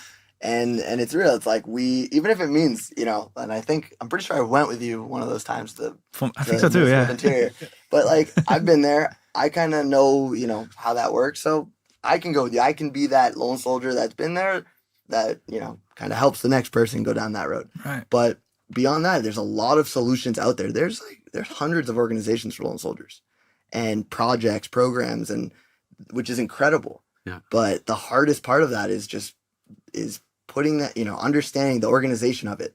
And I, as a lone soldier, it's hard to navigate around all of those different organizations. And on top of that, all the red tape in Israel. And so what we're trying to do and what we've been doing is being kind of the point of connection. You know, we don't need to be the providers of every solution, but we need to be the connectors to all the solutions. Right. And I think that's a big part of what we're accomplishing here is having those relationships with those organizations, from the big ones to the small ones, and really understanding like what are the menu of resources that you as a lone soldier have at your disposal, and how can we help make sure that you're, you know, getting connected and accessing them. It's great. So you're building an umbrella, like a one-stop shop. One-stop shop. I want to add, speaking of connection, so if you're a lone soldier and you're hearing this, and you don't know what organization to turn to, so in order we can be a central point of connection. So we have a website, growings.org, that we have a site that's like, says contact, write it out. You'll be in touch with me or Max, and we'll be in touch. We'll make sure your problem gets solved. Yeah. We'll try to solve it at least. We can't make any promises, but we definitely try our best. You guys do a very good job. And on the heels of Yom Ha'atzmaut, Yom HaZikaron, we're celebrating 78th year of independence. What kind of message, as former lone soldiers, as, you know, people who are running the organization Growing Wings, what kind of message do you want to kind of leave the listeners with? Prospective lone soldiers, former lone soldiers, just, yeah. You know, it's our, at least I can speak on this generation, and, you know, you're always looking at it as, you know, you can always say that there'll be someone else that'll do it. Or, you know, when it comes to volunteering, it's like, you know, I'm not saying whether it's volunteering for the army, volunteering for something in the army. It's, don't be afraid to stand out, and don't be afraid to make yourself, you know, be proud. Just be a proud Jew. Be proud of who you are. I'm just, you know, I see it all the time in the U.S. where people are, you have people that are hiding their Judaism, that they're hiding, you know, and I see it here. We're part of the majority, which is crazy. Only when you live outside of Israel, right, and you get that feeling, it's like this weird feeling of like you're in the minority, and so many people hide that. They put their Star of David away. They, you know, take off their kippah, and whether you're in the U.S. or anywhere in the world, you know, be a proud Jew. Or if you're in Israel, be a proud Jew, Israeli, and just be a good person. Amen. I think that's what we're about. It's Tikkun Olam. That's what Israel was built on. And yeah, do the right thing when no one's looking. Exactly. Definitely. Love that. I'm going to add on top of like being proud, especially, again, me personally, where, you know, fourth generation, like Jew, as in like fourth generation not knowing we're Jewish, and then reclaiming my identity, which is I thought was a very powerful transition I went through. So definitely like having pride definitely resonates with me. And on top of that, specifically a message, especially for Yom Ha'atzmaut, like we as a country and we as lone soldiers in general have been through a lot. So if there's one takeaway, again, in my perspective, especially if you're listening and you're going through things, it's okay to ask for help sometimes, and it doesn't make you less powerful. Maybe even more powerful if you are able to ask for help. So again, we can be an address. You can go somewhere else, but know there's always someone who's listening, no matter what. And check in on your friends. Yes, 100%. Call your friends. Check in. Yeah. Be a good friend.